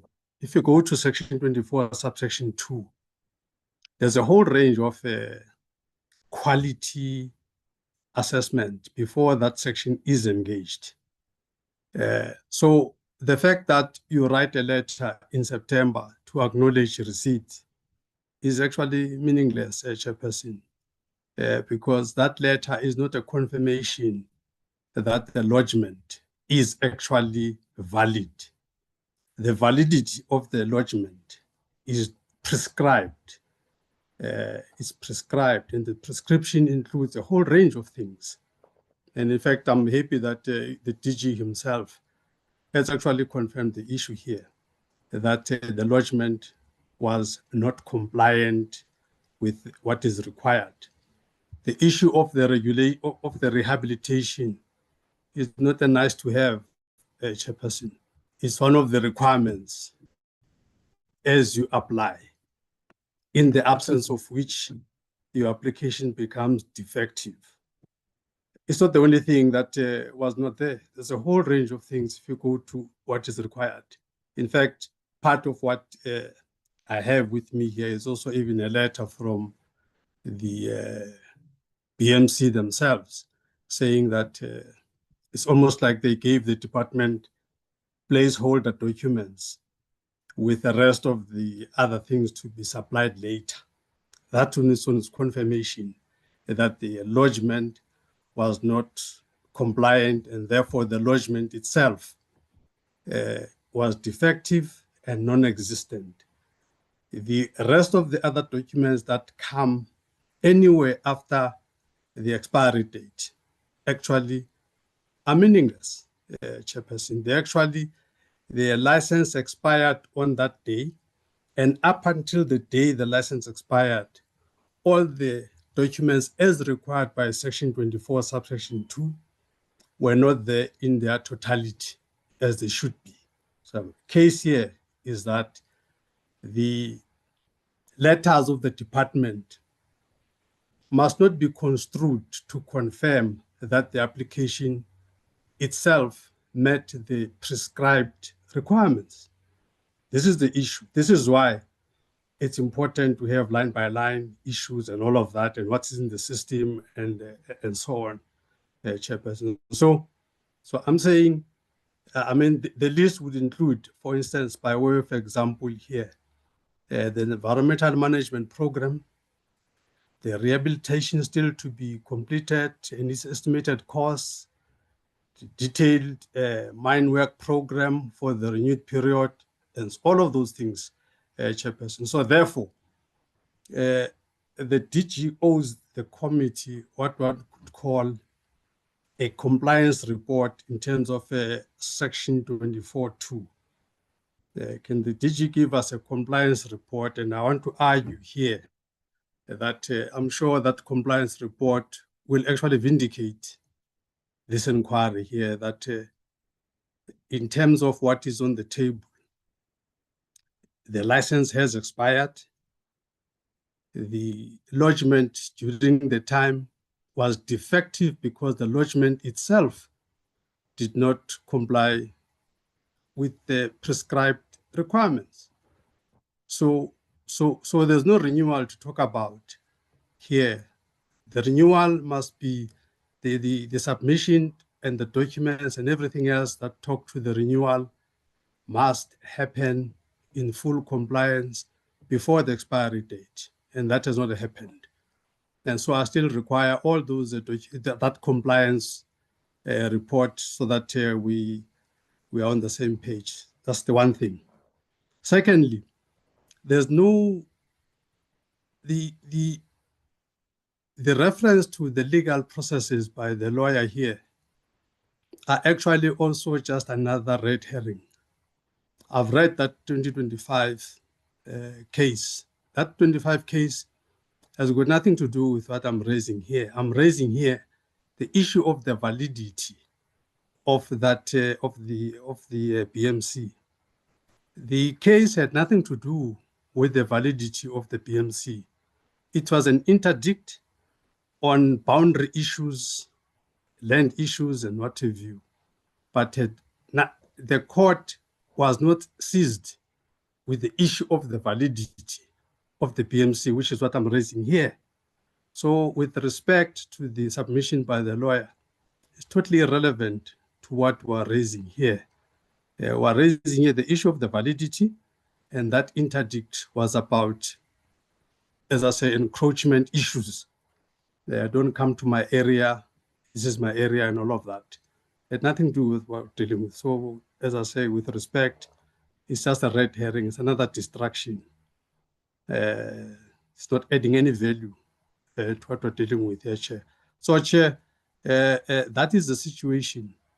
And the last discussion we had here, the Chair had advised that those that make allegations of impropriety with the DG, in terms of the DG and all of that, there are authorities that deal with that. I have since advised those that have been saying there are those improprieties. I didn't make the, I'll just say I'm just a conveyor belt here. Those that made those allegations, I've advised them that those are quite serious allegations.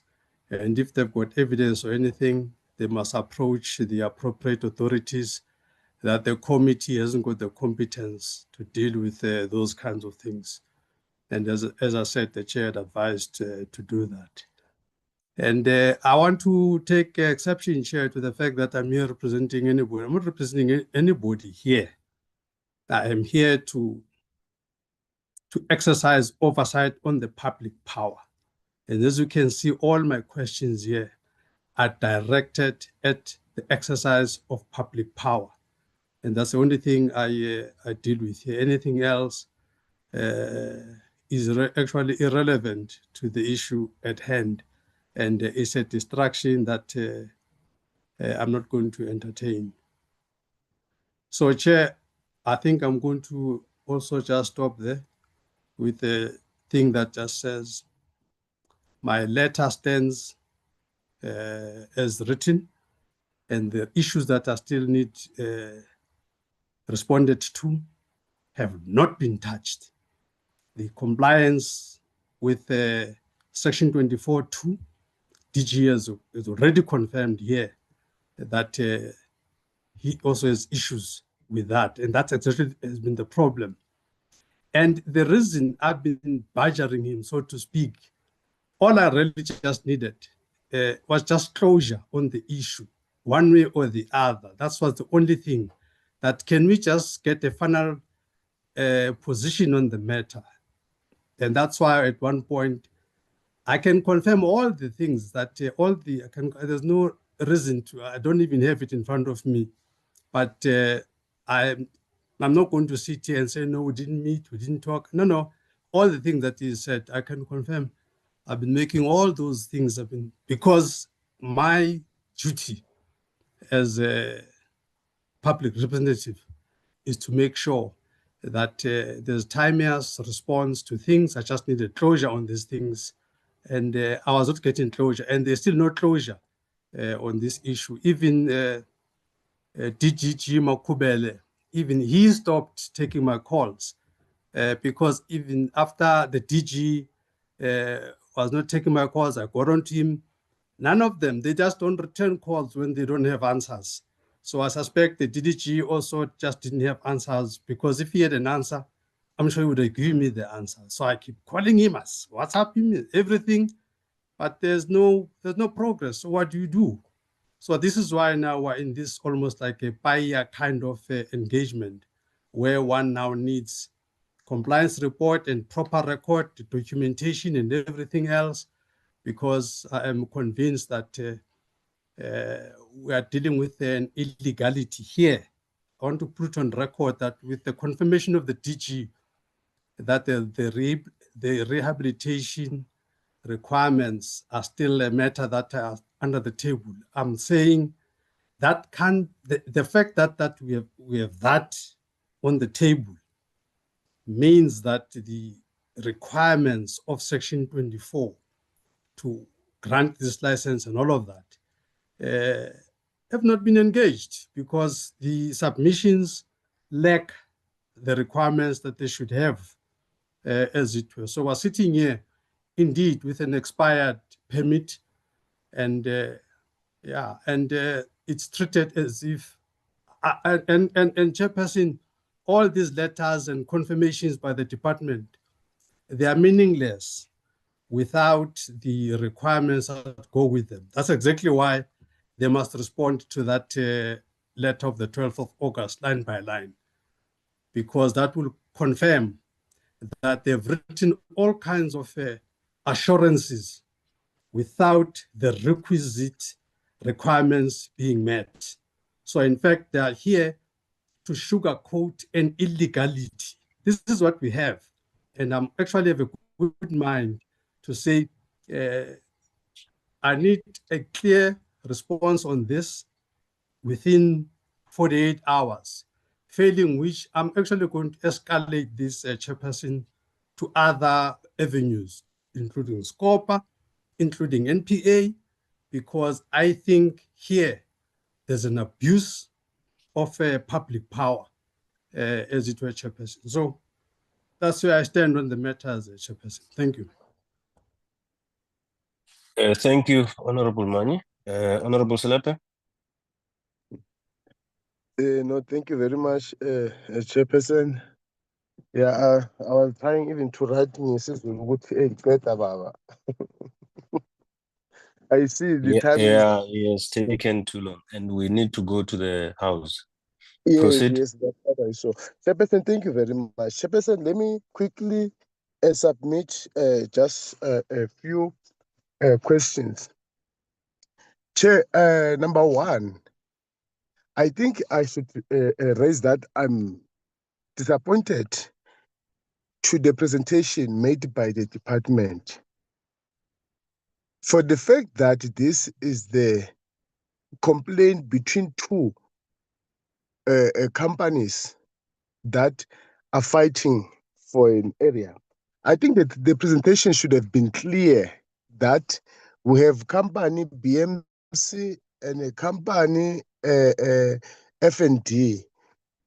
And then, much as they show on the presentation that the BMC 2007, they lodged for the mining right that was granted October 2007, and then expired 2017 October.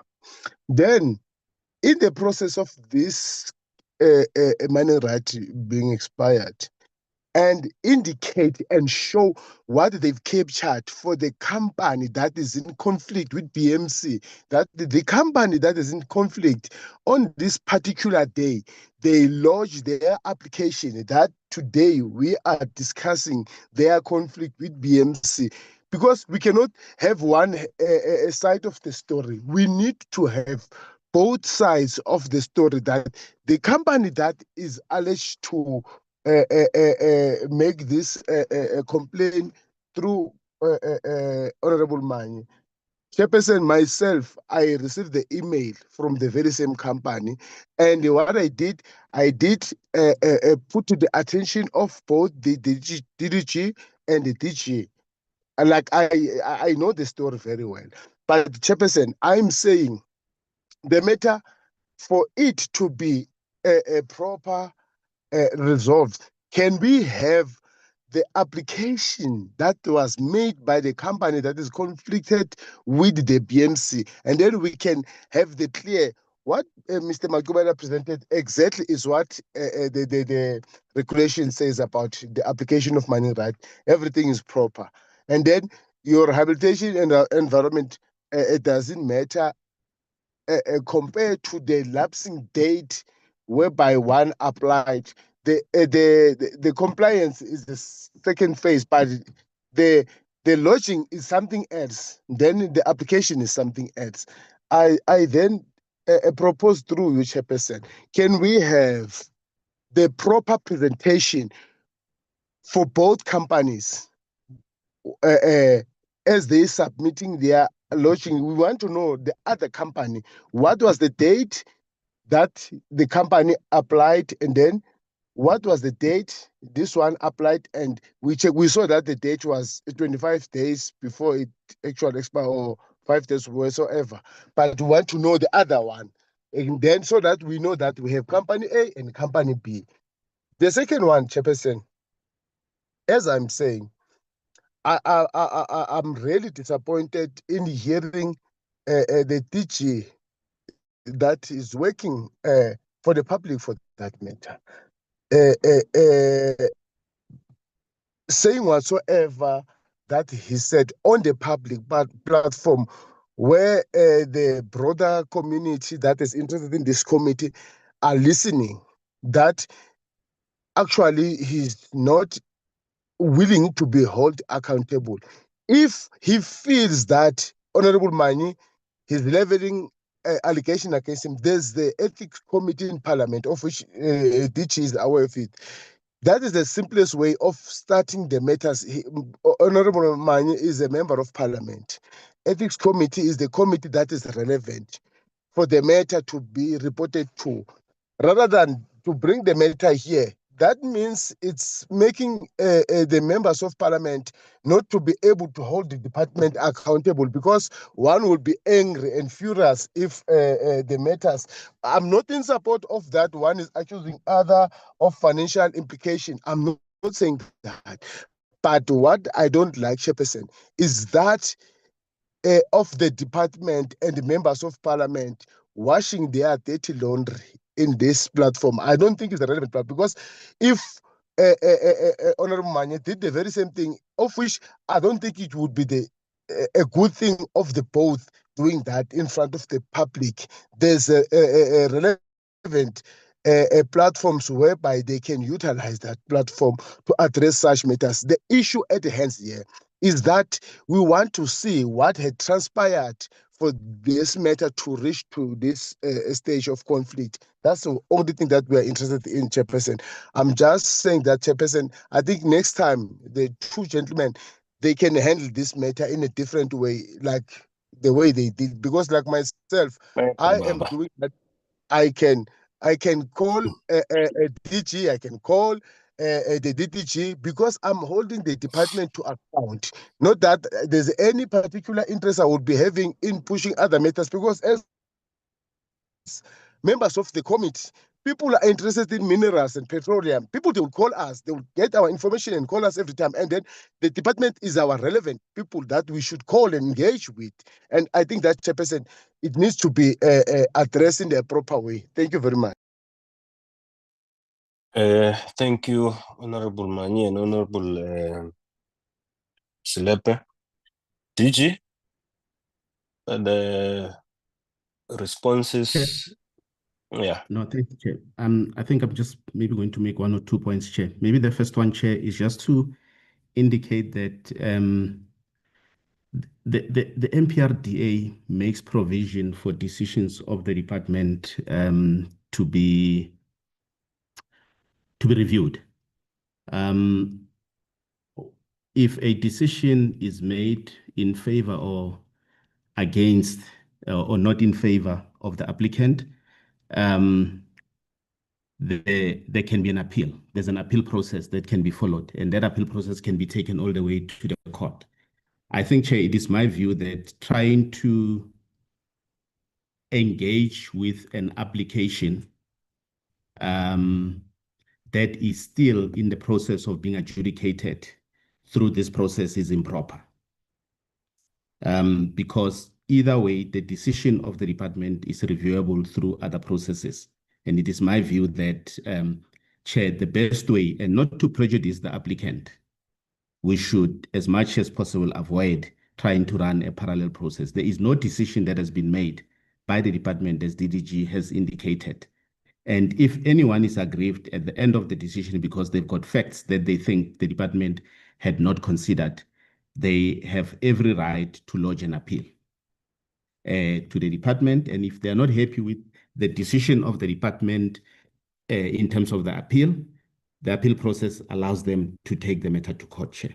And that is basically what I'm going to suggest, that we don't try and deal with things outside of the process. That's the recommendation, Chair, that I would make, because a decision has not been made.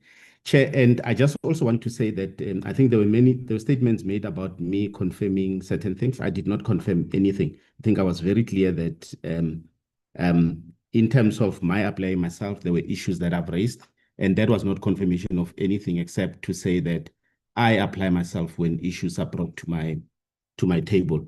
And Chair, I'm very, very sensitive to really in engaging with the details here, especially in the absence of the applicant as well, to really respond for themselves. And Chair, let me stop here, and I want to hand back to you. Thank you. Thank you, DG. Honorable Manyi, it's 1 minute to 2. We need to log to the National Assembly. You have spoken for 20 minutes alone, and when you have written a letter and it comes to the committee, it ceases to be your matter. If other members wanted to contribute as well, they wouldn't have gotten time because you took all the time. What is it that you want to say in closing? Sorry, no, Chairperson, just because of the DG, I respect the position you just articulated, Chair. I was going to abide by your line of thinking up until the DG made a position here that decisions must be taken on review and stuff like that. And I just wanted to just underscore the fact that I'm aware that there is no decision that has been taken, so there's nothing to take on review. The issue here, Chairperson, very strongly so, is that we are here as an oversight committee, and I'm asking for a compliance report in terms of Section 24, that I'm arguing that the application as submitted in 2017 was defective. Chairperson, it did not meet the requirements of the law, and therefore there's nothing that the department should be busy processing here. This processing that they're busy with now is actually a fruitless and wasteful expenditure, and it is a process that is unlawful because there is no license to be renewed. The license renewal, the license expired at the application of the renewal. All the documents must be there. This section here of 24, subsection 22, has got a peremptory. It says must. The things that are there are things that must be there. It's not something that may be there, they must be there at the time of submitting that application, in the absence of which the application lapses. So there's no decision here. Indeed, I accept that, so there's nothing to review. So the DG is sending us on a wild goose chase to review a decision that is not even there. The issue here is that they are busy now on an unlawful process because the license has expired. And if he says no, then he must give us a compliance report in terms of Section 24, subsection 2. That's it, Chairperson. That's my closing. Thank you. Thanks, Honorable Manyi. The first thing I'm going to do is to agree with Honorable Silepe, because the DG, when he started, he did say that the difficulty is that members of parliament are protected by the powers and privileges which he is not protected. I would suggest that if there is any grievance, DG, about the conduct of alleged conduct of Honorable Manyi, you write to the Ethics Committee of Parliament. They will deal with the alleged ethical behavior if there is. And Honorable Manyi, I see you have said 3 things. You have said that you will escalate the matter to NPA as well as the SCOPA. You're welcome to do that. You have advised those that had approached you and made allegations to go to relevant authorities. They must do so if they wish. So the meeting is under oath. If we feel that there was misrepresentation or lying by the department in its response, take it up, and we know the consequences of lying to Parliament. So that's how I'm going to close it, honorable members. We got the responses. We don't know the matters. The responses we got, some of us don't have questions because there are responses that were sought by Honorable Manyi. So both Honorable Manyi and Honorable DG or Mr. Mbele, if you want to escalate this, you're very welcome to escalate it in your own way. Thank you very much. Honorable members, let's go to the President's questions and allow me to close the matter. Thank you very much. The meeting stands adjourned. The meeting stands adjourned. Thank you, Chair. Chair.